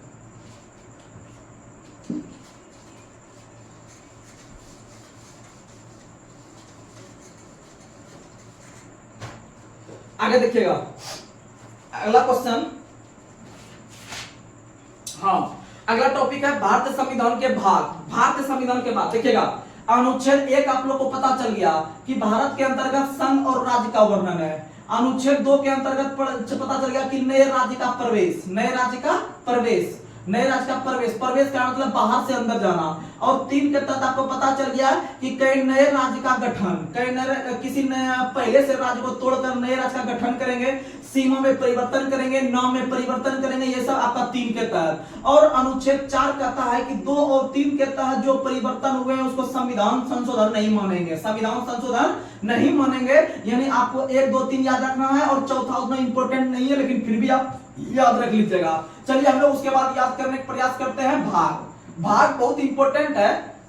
आप लोग को बता दे कि जब भारत का संविधान लागू हो रहा था तो उस समय अनुच्छेद की संख्या जो थी वो 395 अनुच्छेद थे, और भाग की संख्या 22 थी, और अनुसूची की संख्या जो थी वह आपका 8 थी। लेकिन अनुसूची आप लोग को 4 को ज्यादा बढ़ा के 12 को बढ़ा दिए हैं, और भाग आपका 22 है, और 3 को बढ़ के आपको 25 भाग हो गया है, और अनुच्छेद बढ़ के 490 प्लस हो गया। आप लोग को याद रखना है। तो चलिए हम लोग भाग को कवर करने का प्रयास करते हैं। आपको भाग, अनुसूची, अनुच्छेद इतना अच्छा से याद करवा देंगे कि आप भी याद कीजिएगा कि इतना अच्छा से याद हो गया कि कोनो भी अनुच्छेद और कोनो भी भाग, कोनो भी अनुसूची आएगा एग्जाम में तो आप लोग आराम से मार दीजिएगा देखने के साइड, तो उसके लिए कोई दिक्कत नहीं है। तो सबसे पहले भाग 1। भाग 1 जो है वह संघ और राज्य क्षेत्र है। भाग 1 संघ राज्य क्षेत्र, यहां पर लिखते भी चलेंगे, आप लोग ध्यान दीजिएगा। भाग 1 अगर रहेगा, रुकिए थोड़ा सा इंक वाला देख रहे हैं।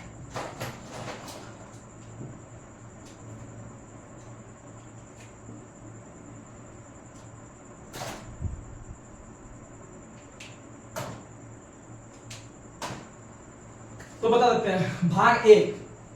भाग 1 जो है उसके अंतर्गत आप लोग को पता है संघ और राज्य क्षेत्र आएगा, ठीक। उसके बाद भाग 2 के अंतर्गत नागरिकता आएगा। क्या आएगा? नागरिकता। भाग 2 के अंतर्गत नागरिकता, क्योंकि नागरिक जो चलता है अपने 2 पैर पे चलता है, यानी 2 में नागरिकता। और भाग 3 के अंतर्गत आएगा मौलिक अधिकार। क्या आएगा? मौलिक अधिकार, याद रखिएगा। भाग 3 के अंतर्गत मौलिक अधिकार आएगा। और मौलिक अधिकार, अधिकार यानी ओ जो लिखते हैं हम लोग ऐसे लिखते हैं, और ओ जो लिखते हैं उससे पहले हम 3 लिखते हैं, उसमें तब ऐसे करके सटाते हैं। और मौलिक अधिकार यानी ओ यानी 3 यानी भाग 3 में मौलिक अधिकार हो गया, और ओ से अमेरिका लिखते हैं, और मौलिक अधिकार हम लोग अमेरिका से लिए हैं। कहां से लिए हैं? अमेरिका से लिए हैं। उसके बाद भाग 4 में 4 अक्षर याद रखिएगा, डीपीएसपी यानी कि नीति निषेध सिद्धांत, यानी directive policy, directive principle of state policy. उसके बाद 5 में संघ याद रखिएगा यानी भारत सरकार, और 6 में याद रखिएगा राज्य, 6 में क्या याद रखिएगा? राज्य। उसके बाद 7 आप लोग को पता है कि 7 निर्वासित हो गया है, यानी इसमें खत्म हो गया है 7। उसके बाद 8, भाग 8 में यानी यहाँ पर हम संघ देख लिए, यहाँ पर राज्य देख लिए, तो यहाँ पर संघ शासित प्रदेश देखेंगे। क्या देखेंगे? संघ शासित प्रदेश देखेंगे, यानी केंद्र शासित प्रदेश यानी यूनियन टेरिटरी। फिर यहाँ पर भाग 9 जो हम लोग देखते हैं, क्या देखते हैं? पंचायत। भाग 9 देखते हैं पंचायत। फिर देखिएगा 9 का को देखते हैं नगर पालिका। क्या देखते हैं? नगर पालिका। और उसके बाद देखते हैं हम लोग 9 का जो ख है उसके अंतर्गत हम लोग क्या याद करते हैं? सहकारी समिति। क्या याद रखते हैं? सहकारी समिति। उसके बाद आप लोग को बताते हैं भाग 10 जो है वह SC/ST को लेकर संविधान किया गया है आपका प्रावधान। भाग 10 में क्या है? SC/ST। भाग 11 में क्या है? केंद्र राज्य संबंध। केंद्र राज्य संबंध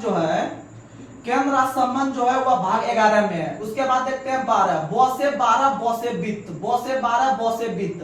अब 13 में हो गया व्यापार। 13 में क्या हो गया? व्यापार। यानी कि अगर आप 13 में मतलब 12 में वित्त मिल गया यानी पैसा मिल गया, तो 13 में व्यापार शुरू कर देंगे। क्या शुरू कर देंगे? व्यापार। और आप लोग को पिछले सेशन में बताए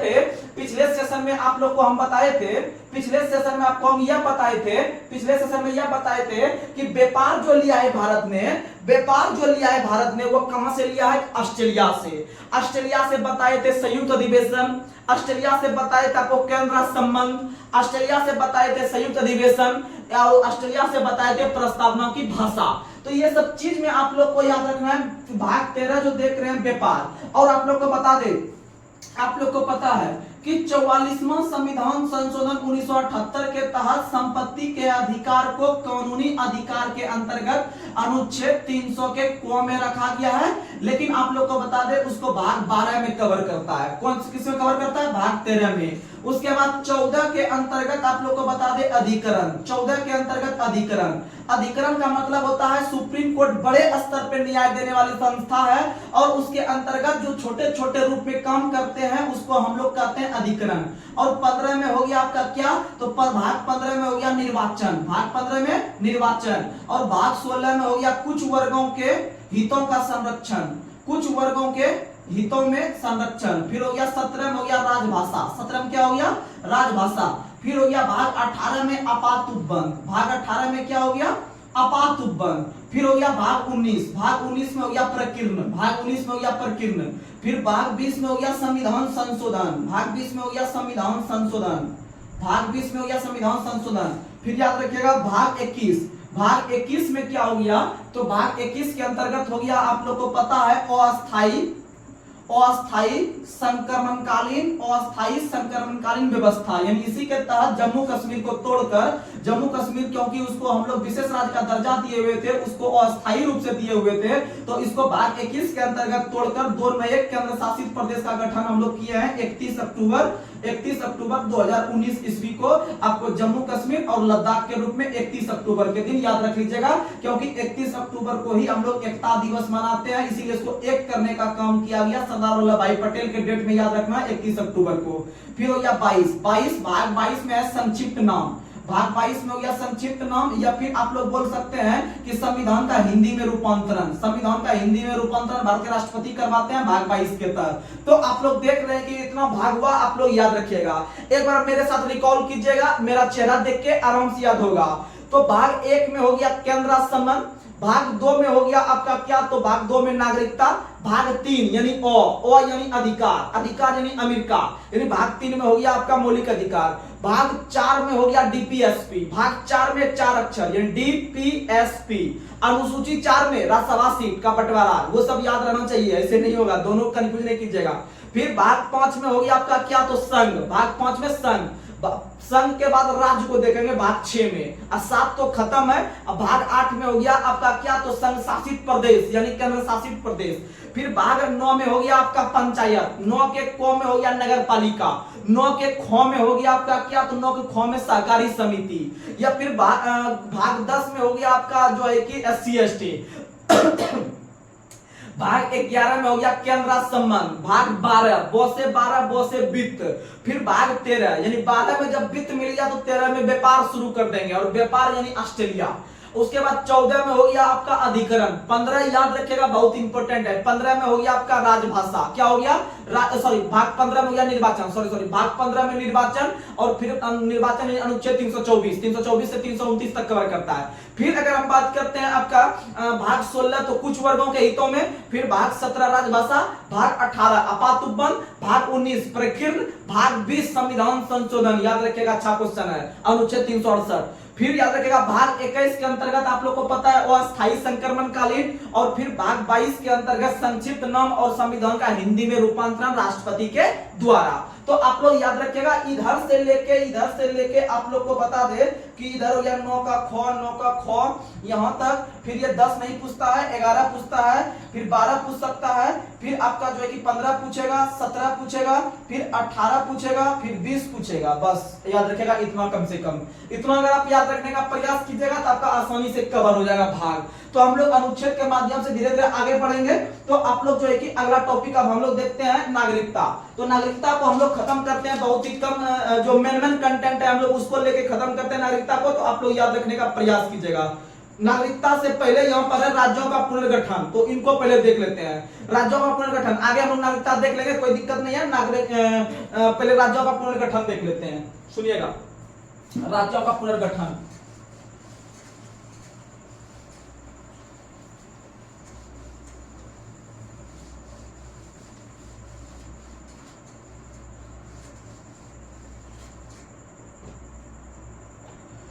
राज्यों का पुनर्गठन।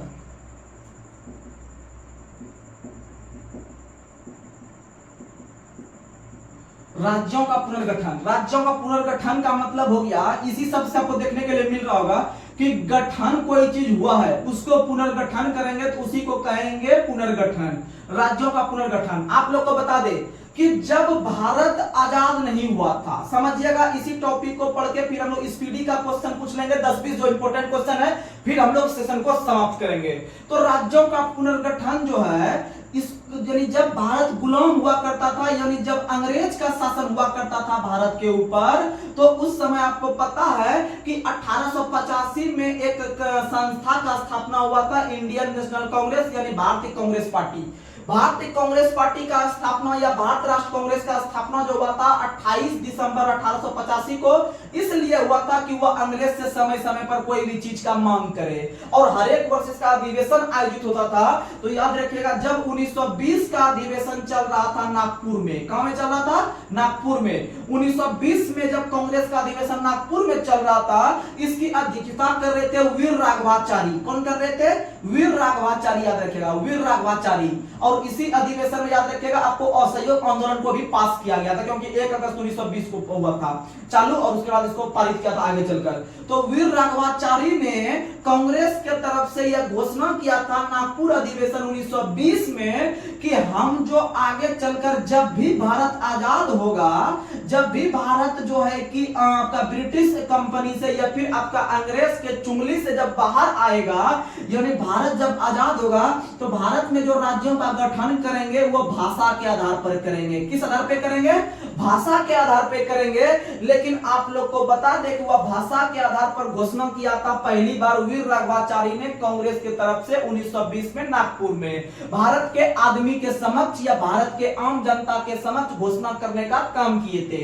लेकिन आगे चलकर जब भारत आजाद हुआ 1947 में, क्या हुआ, 1947 में जब भारत आजाद हुआ, तो आजाद होने के बाद जब भारतीयों के द्वारा मांग किया जाने लगा कि कि जब भारत आजाद ये हो गया तो अब भारत को जो है कि आप लोग अलग अलग जो है कि भाषा के आधार पे बांट दीजिए और वहां पर शासन प्रशासन जो है कि उसी भाषा में होगा, तो भारत जल्दी डेवलप करेगा अलग अलग राज्य से। समझ में आया? जैसे आप लोग को पता है कि अगर किसी घर में मान लीजिए 5 भाई है, अगर पांचों भाई अगर मिलजुल के काम करता है, मान लीजिए कि A B C D E, ये 5 भाई है, ये मान लीजिए सब काम कर रहा है, प्राइवेट काम कर रहा है, मान लीजिए कि प्राइवेट काम कर रहा है, किसी को मिल रहा होगा 20,000 रुपया महीना, किसी को 15 मिल रहा होगा, किसी को 18 मिल रहा है, किसी को 22 मिल रहा है, किसी को 25 मिल रहा है। तो यहाँ पर क्या होगा कि जब पांचों मिल के काम करेगा तो किसका विकास होगा नहीं होगा कोई अता पता नहीं रहता है आदमी का। यानी कहने का मतलब है कि कभी मान लीजिए कि ये बी वाला के यहाँ खर्चा बढ़ गया है, बेचारा कमा रहा है 15,000, तो ई वाला क्या सोचेगा कि हम 25 कमा रहे हैं तो इसका मतलब है कि इसका डेवलप हो जाएगा, मतलब कहने का मतलब है कि इसमें पैसा ज्यादा खर्चा हो जाएगा क्योंकि इसका इनकम कम है। तो ये क्या दिमाग लगाएगा, फिर ये क्या दिमाग लगाएगा कि हम जो है कि अब अलग हो जाते हैं, सब क्या हो जाते हैं अलग। जब अलग हो जाएंगे तो हम ज्यादा पैसा कमा रहे हैं तो हम सबसे फास्ट भाग जाएंगे, ऊपर मतलब चल जाएंगे, यानी अच्छा से हम ज्यादा इंक्रीज करेंगे अपने परिवार का, स्पेशल अपना एक बीबी और हम और बाल बच्चा रह के। ऐसे नहीं तो पांचों भाई था, मम्मी पापा था, तो उतना ज्यादा डेवलप नहीं हो पाता है आदमी, मतलब ये दिमाग लगा के सब आदमी अलग हो जाता है। उसी प्रकार से जब भारत आजाद हो गया तो जब भारत आजाद होने के बाद जो है कि आप लोग को पता है कि आजाद होने के बाद जो है कि पता है कि जब भाषा के आधार पे अलग अलग बांटने का काम, अलग अलग मांग करने लगा भाषा के आधार पे, तो जो है कि उस समय आजादी के बाद जब कांग्रेस से मांग किया गया कि अब भारत आजाद हो गया, सबको आप लोग अलग अलग बांट दीजिए भाषा के आधार पे, सब राज्य अपना अपना शासन प्रशासन करेगा। तो उस समय कांग्रेस पार्टी ने जो है कि भाषा के आधार पर बांटने का काम करने के लिए मना कर दिया। क्या कर दिया? मना, बोला कि हम भाषा के आधार पे हम नहीं बांट सकते हैं। क्या नहीं कर सकते हैं? नहीं बांट सकते हैं। तो उसी समय आप लोग को पता है कि भाषा के आधार पर जब मांग करने लगा तो भारत सरकार के द्वारा या जवाहरलाल नेहरू के द्वारा जो मुख्य आदमी थे, उन्होंने एक समिति का गठन किया जिसका नाम था धर आयोग। क्या नाम था? धर आयोग। आप लोग को पता होगा एक आदमी का नाम एस के धर जो थे, ये आपके इलाहाबाद जो हाई कोर्ट है इसके चीफ जस्टिस रहे थे, आपके मुख्य न्यायाधीश, यानी इलाहाबाद के सेवानिवृत्त मुख्य न्यायाधीश एस के धर के अध्यक्षता में धर आयोग का गठन किया गया। और यह जो किया गया था यह भाषा के आधार पर गठित करने के लिए, कोशिश करने के लिए किया गया था, लेकिन धर आयोग ने जो रिपोर्ट दिया बोला कि हम भाषा के आधार पे नहीं करेंगे, भाषा के आधार पे नहीं करेंगे। उसके बाद फिर दूसरा आयोग का गठन किया गया जिसका नाम था जेबीपी समिति का गठन किया गया, और यह भी बोला कि हम लोग जो है कि इसका भाषा के आधार पे नहीं करके हम प्रशासनिक आधार पर करेंगे। कौन आधार पे करेंगे? प्रशासन के आधार पे, यानी कैसा प्रशासन होगा नहीं होगा उसके आधार पे, हम भाषा के आधार पे नहीं करेंगे। उसके बाद आगे चल के आप लोग को पता है कि एक आंध्र प्रदेश के एक व्यक्ति थे जिसका नाम था पोटली श्रीरामुलु। आप लोग को कंटेंट टू कंटेंट बात करना है, समझा कुछ नहीं रहे, ज्यादा डिटेल में समझाएंगे तो हम लोग जो है कैसे भी लॉन्ग वीडियो बन रहा है, लेकिन आपको क्वेश्चन एग्जाम में बनवा देंगे, यही काफी है। सुनिएगा, आंध्र प्रदेश के एक व्यक्ति थे पोटली श्रीरामुलु ने तब जाकर जो है कि आमरण अनशन पर बैठ गया, और आमरण अनशन पर बैठ के भूखे प्यासे जो है कि लगभग 58 दिन तक मांग करते रहा। यह तेलुगु से संबंध रखा था क्योंकि आंध्र प्रदेश का था, आंध्र प्रदेश में तेलुगु भाषा चलती है, तो तेलुगु भाषा राज्य के लिए आंध्र प्रदेश के अलग राज्य के गठन के लिए पोटली श्रीरामुलु आमरण अनशन पर बैठ गए, और लगभग 58 दिन के आमरण अनशन के बाद इनका देहांत हो जाता है। क्या होता है? देहांत। और तब जाके पूरा माहौल बिगड़ गया। तब जाके आगे जवाहरलाल नेहरू के द्वारा 1952 में इनका मृत्यु हुआ था, याद रखिएगा 1952 में इनका मृत्यु हुआ था। तो 1952 में जब इनका मृत्यु हुआ था आप लोगों को पता है, तो उसके बाद एक समिति का गठन किया गया जिसका नाम था आपका भाषा के आधार पर गठित करने के लिए जवाहरलाल नेहरू के द्वारा 1953 ईस्वी में राज्य पुनर्गठन आयोग का स्थापना किया गया। राज्य पुनर्गठन आयोग का स्थापना किया गया आपका 1953 में, और इसके तहत आगे चल के 1956 ईस्वी में भारत का पहला राज्य आंध्र प्रदेश बना, क्योंकि वहां के व्यक्ति का ही देहांत हुआ था, इसीलिए वहां का मामला ज्यादा गरमाया हुआ था। तो 1953 में राज्य पुनर्गठन आयोग का स्थापना होता है आपका फजल अली के अध्यक्षता में। फजल अली आयोग के अध्यक्षता में राज्य पुनर्गठन आयोग का स्थापना होता है 1953 में, और इसी के आधार पे 1956 में आंध्र प्रदेश भारत का पहला राज्य बनता है भाषा के आधार पर पुनर्गठित होने वाला। तो याद रखिएगा, क्वेश्चन कंफ्यूजन वाला है।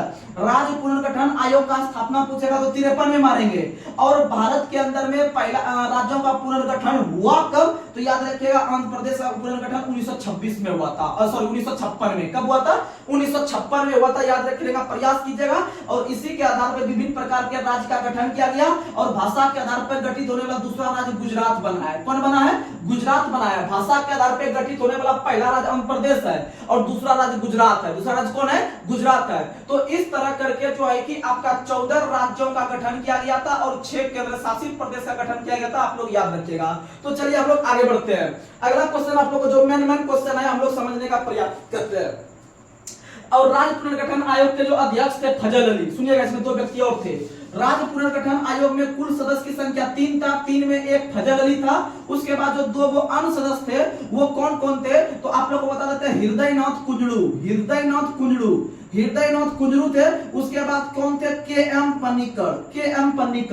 एम पन्नीकर, ये 2 सदस्य थे, और अध्यक्ष थे फजल अली। 3 सदस्य आयोग था राज्य पुनर्गठन आयोग में। इसका स्थापना 1953 में, इसके आधार पर 56 में आंध्र प्रदेश का पुनर्गठन किया गया, और दूसरा राज्य बना है आपका गुजरात। दूसरा राज्य कौन बना है? गुजरात। और बता देते हैं, जिस ऐसे स्थापना देखते हैं आंध्र प्रदेश का 1953 में हुआ था।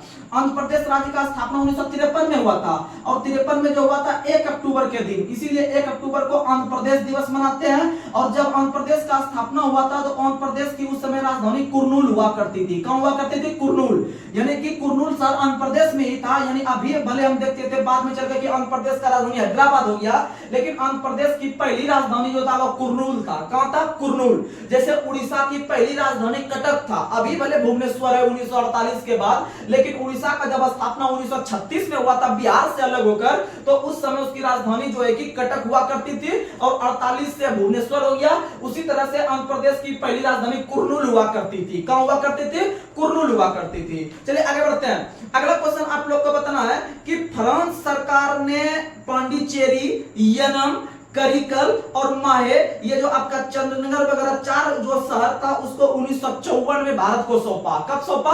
1954 में सौंपा, याद रखिएगा। अगला क्वेश्चन आप लोग को बताना है कि भारत को गोवा, दमन और दीप पुर्तगाली ने कब वापस किया, तो याद रखिएगा वह आपका 19 दिसंबर 1961 को। 19 दिसंबर 1961 को। कोई बुक 18 दिसंबर भी लिखता है, लेकिन एग्जाम में दोनों डेट नहीं मिलेगा, एक डेट मिलेगा। अधिकतर 19 दिसंबर मिलता है, इसीलिए 19 दिसंबर को गोवा मुक्ति दिवस के रूप में भी जानते हैं, क्योंकि आप लोग को हम बता चुके हैं कि गोवा को यूसुफ आदिल शाह से छीनने का काम किया था। आप लोग को बता देते हैं, सुनिएगा। 1510 ईस्वी में गोवा को गुलाम बनाया था, या उस पर अधिकार जो किया था वह करने वाला जो आपका शासक था वहां, या गवर्नर था आपका पुर्तगाल का, जिसका नाम क्या था, तो आप लोग को पता है कि दूसरा जो गवर्नर आए थे, यानी पहली बार 1505 ईस्वी में आपके पुर्तगाली गवर्नर भारत बनकर आए थे, जिसका नाम था फ्रांसिस्को द अल्मेडा। ये चल गए 1509 में, इसको वापस बुला लिया। जब ये युद्ध हार गया था भारत के अंदर में, चोल का युद्ध, तो 1509 में गुजरात के शासक के साथ तो अल्मेडा को वापस बुला लिया, और इसके जगह पे जो है कि 1509 ईस्वी में आया था, जिसका नाम क्या था आप लोग को पता है? Alfonso de Albuquerque. जब अल्फांसो द अल्बुकर्क दूसरे नंबर के पुर्तगाली गवर्नर बनकर आते हैं, तो इन्होंने सबसे पहले आके गोवा को गुलाम बनाने का काम, या फिर इस पे अधिकार बनाने का काम करता है। और गोवा पर उस समय शासन जो कर रहा था वह यूसुफ आदिल शाह कर रहा था। कौन कर रहा था? यूसुफ आदिल शाह कर रहा था। और इस तरह से आगे चलते जब 1961 मिलता है 19 दिसंबर के दिन, तो इस पे पुर्तगाली का ही अधिकार था। तो पुर्तगाली ने जो है कि भारत के अंतर्गत गोवा को जो है कि मुक्त करने का काम किया, या भारत को सौंपने का काम किया। और याद रखिएगा 1961 में जब यह सौंपा जा रहा था गोवा को जब सौंप दिया जा रहा था भारत को, तो उस समय जो गोवा के जो गवर्नर थे, पुर्तगाली गवर्नर, उसका नाम था सिल्वा। क्या नाम था? सिल्वा। यानी यानी कहने का मतलब दो कंटेंट याद रखिएगा। जब इसको गुलाम बनाया जा रहा था तो वो अल्बुकर्क था, क्योंकि 1509 में आया था ये, और 10 में जो है कि इसको गुलाम बनाया था। यानी गोवा पर गुलाम बनाते समय जो पुर्तगाली गवर्नर जो थे वो अल्बुकर्क थे, और जब इसको छोड़ा जा रहा था या मुक्त किया जा रहा था 1961 में, तो उस समय गोवा के जो गवर्नर थे वो आपके सिल्वा थे। कौन थे? सिल्वा थे। ये सब क्वेश्चन आप याद रखिएगा। चलिए आगे बढ़ते हैं। अगला इसीलिए याद रखिएगा, गोवा मुक्ति दिवस 19 दिसंबर को मनाते हैं। गोवा मुक्ति दिवस 19 दिसंबर को मनाते हैं, और 30 मई को मनाते हैं गोवा दिवस। 30 मई को मनाते हैं गोवा दिवस, क्योंकि आगे चलकर जब गोवा भारत का हिस्सा बन गया तो भारत सरकार ने गोवा को एक संविधान संशोधन करके 56वां संविधान संशोधन 1987 के तहत 56वां संविधान संशोधन 1987 के तहत गोवा को भारत का एक राज्य बनाया गया। और गोवा जो भारत का एक राज्य बना था, 25वां राज्य बना था। क्या राज्य बना था? 25वां राज्य बना था। उसके बाद आपको पता है इससे पहले एक संविधान संशोधन हुआ था 55वां संविधान संशोधन में 1987 में हुआ था, और इसके तहत आप लोग को पता है अरुणाचल प्रदेश को भारत का एक आपका राज्य का दर्जा दिया गया था। आगे बढ़ते हैं। अगला क्वेश्चन आप लोग को बताना है, किस संविधान संशोधन द्वारा गोवा दमनदीप को प्रथम परिशिष्ट में शामिल करके भारत का अभिन्न अंग बनाया गया? तो 12वां संविधान संशोधन, यानी कि 1961 के आसपास जो है कि 12वां संविधान संशोधन करके भारत का एक अभिन्न अंग बनाया गया, लेकिन उसको दर्जा नहीं दिया गया। दर्जा दिया गया गोवा को 56वां 1987। आगे बढ़ते हैं। अगला क्वेश्चन बताना है, क्षेत्र परिषद को हम क्लियर कर लेते हैं, फिर आज हम ब्रेक कर देते हैं। क्षेत्र परिषद, ऐसे तो आपका राज्य पुनर्गठन से संबंधित जो आपका क्वेश्चन आएगा वो बन जाएगा। और जेबीपी जो बताए थे उसमें से याद रखेगा, जेबीपी में याद रख लीजिएगा आपका कौन कौन था उसमें। तो आपका था जवाहरलाल नेहरू, सरदार वल्लभ भाई पटेल और पट्टाभी सीतारामैया। वही पट्टाभी सीतारामैया जिसके बारे में आप लोग को बताते हैं महात्मा गांधी के प्रतिनिधि के रूप में 1938 ईस्वी में सुभाष चंद्र बोस के आपके अगेंस्ट में उतरे थे, जो कि आपका हरिपुरा में अधिवेशन हो रहा था गुजरात के अंदर में, उसमें सुभाष चंद्र बोस को टक्कर देने के लिए। लेकिन सुभाष चंद्र बोस जीत गए, और वह फिर आगे जाके 1939 में त्रिपुरी अधिवेशन जो मध्य प्रदेश में हुआ था उसमें भी जीतने का काम किए थे। लेकिन आगे चलकर उन्होंने त्यागपत्र दे दिया, और त्यागपत्र देके आप लोग को पता है उनके बाद राजेंद्र प्रसाद अध्यक्ष बने थे। और आगे चलकर 1940 ईस्वी में कांग्रेस का अधिवेशन हुआ था रामगढ़ में। 1940 में कांग्रेस का अधिवेशन रामगढ़ में हुआ था, और वर्तमान में रामगढ़ झारखंड में पड़ता है, लेकिन 1940 में रामगढ़ बिहार में पड़ता था। आप लोग को बता देते हैं 1900, अगर आप बिहार से संबंध रखते हैं तो बिहार के अंतर्गत पता है आपको 3 कांग्रेस का सम्मेलन हुआ था। यह 3 कांग्रेस का अधिवेशन हुआ था। 1912 में हुआ था। 1912 में आप लोग को पता है बंकीपुर पटना में हुआ था। फिर इसके 10 वर्ष के बाद 1922 में हुआ था। 22 में गया में हुआ था। इसकी अध्यक्षता चित्तरंजन दास टंडन ने किया था। उसके बाद 1940 में हुआ था रामगढ़ में, और रामगढ़ में जो हुआ था उसकी अध्यक्षता अबुल कलाम आजाद ने किया था। किसने किया था? अबुल कलाम आजाद ने। और अबुल कलाम आजाद ही सबसे लंबे समय तक आपका कांग्रेस का अध्यक्ष रहे, लगभग 6 वर्ष तक लगातार रहे हैं, याद रखिएगा, और सबसे कम उम्र के भी रहे हैं। लेकिन वर्तमान का अगर भारत देखते हैं, अगर बिहार देखते हैं, तो बिहार में ये 2 ही शहर है जहां पर हुआ है, क्योंकि ये झारखंड आप लोग को पता है झारखंड 2000 में बिहार से अलग हो गया, यानी कि रामगढ़ जो था जगह ये चल गया झारखंड के हिस्से में। इसीलिए वर्तमान का अगर पूछेगा कि आपका बिहार में कितना जगह हुआ था, तो 2 जगह हुआ था।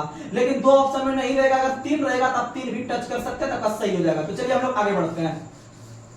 अगला क्वेश्चन आप लोग को बताते हैं, हम लोग क्षेत्र परिषद के बारे में, फिर ब्रेक करते हैं। क्षेत्र परिषद जो होता है, याद रखेगा, क्षेत्र परिषद का गठन इसलिए किया गया है कि राज्यों के बीच संबंध को स्थापित करने के लिए, राज्यों के बीच यानी राज्य के बीच संबंध को स्थापित करने के लिए, अच्छा बनाए रखने के लिए जो है कि क्षेत्र परिषद का गठन किया गया है। और क्षेत्र परिषद का गठन जो किया गया है 1956 में। क्षेत्र परिषद का गठन आपका राज्य पुनर्गठन अधिनियम 1956 के तहत किया गया है, और यह एक प्रकार का संवैधानिक निकाय है। कैसा निकाय है? संवैधानिक निकाय है, याद रखिएगा, संवैधानिक निकाय है, याद रखने का प्रयास कीजिएगा। और क्षेत्र परिषद का जो गठन किया जाता है वह राष्ट्रपति के द्वारा किया जाता है। किसके द्वारा? राष्ट्रपति के द्वारा किया जाता है क्षेत्र परिषद का गठन। लेकिन इसकी अध्यक्षता जो करते हैं वो गृह मंत्री के द्वारा किया जाता है। किसके द्वारा किया जाता है?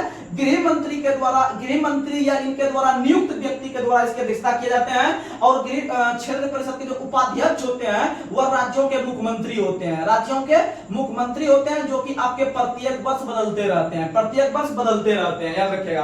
आगे बढ़ते हैं। क्षेत्र परिषद की कुल संख्या 5 थी। जब स्थापना किया जा रहा था 1956 में, तो क्षेत्र परिषद की संख्या 5 हुआ करती थी, उत्तर, दक्षिण, पूरब, पश्चिम और एक था मध्य। एक क्या था? मध्य। लेकिन आगे चल के 1971 अधिनियम के तहत 1972 ईस्वी में पूर्वोत्तर क्षेत्र परिषद का गठन किया गया। पूर्वोत्तर क्षेत्र परिषद, और पूर्वोत्तर क्षेत्र परिषद का जो मुख्यालय रखा गया है वह कहां रखा गया है? तो आप लोग को पता है कि पूर्वोत्तर क्षेत्र परिषद का मुख्यालय आप लोग को पता है कि सबसे पूरब में है, यानी कि आप लोग को मेघालय, मिजोरम, जो आप लोग को सेवन सिस्टर पता है, सेवन सिस्टर जो राज्य है, जितने भी पूर्वोत्तर के राज्य हैं सेवन सिस्टर, याद रखिएगा सेवन सिस्टर में सिक्किम नहीं आता है, सेवन सिस्टर में सिक्किम नहीं आता है। लेकिन सिक्किम सेवन सिस्टर में नहीं आते हुए भी पूर्वोत्तर राज्य का हिस्सा है, क्योंकि इसको आगे चलकर आप लोग को पता है 1994 ईस्वी में भारत के अंदर में अगर ये 7 को राज्य को छोड़ दीजिएगा, यानी पूर्वोत्तर का और सिक्किम को भी छोड़ दीजिएगा, तो सब राज्य और केंद्र शासित प्रदेश को सेटल कर दिया गया था क्षेत्र परिषद में, टोटल 5 गो में। लेकिन 1971 अधिनियम के तहत 1972 ईस्वी में पूर्वोत्तर क्षेत्र परिषद का गठन किया गया, जिसमें 7 जो है कि आपका पूर्वोत्तर के जो आपके 7 बहन कहलाती है राज्य, सेवन सिस्टर कहलाती है, जिसमें कि अरुणाचल प्रदेश, मिजोरम, मेघालय, वो नागालैंड वगैरह आते हैं। तो ये सब आप लोग को पता है कि 1972 के तहत जोड़ा गया पूर्वोत्तर क्षेत्र परिषद में। लेकिन इसके तहत जब सिक्किम अकेले बेचारा बच जा रहा था, तो इसको 1994 में सिक्किम को भी इसी के तहत 8वां सदस्य के रूप में इसको जोड़ा गया। तो आप लोग ये सब कंटेंट याद रखने का प्रयास कीजिएगा। तो चलिए आज के सेशन को हम लोग जो है कि अब यहीं पर ब्रेक करने का प्रयास करते हैं। तो तब तक के लिए जय हिंद, जय भारत।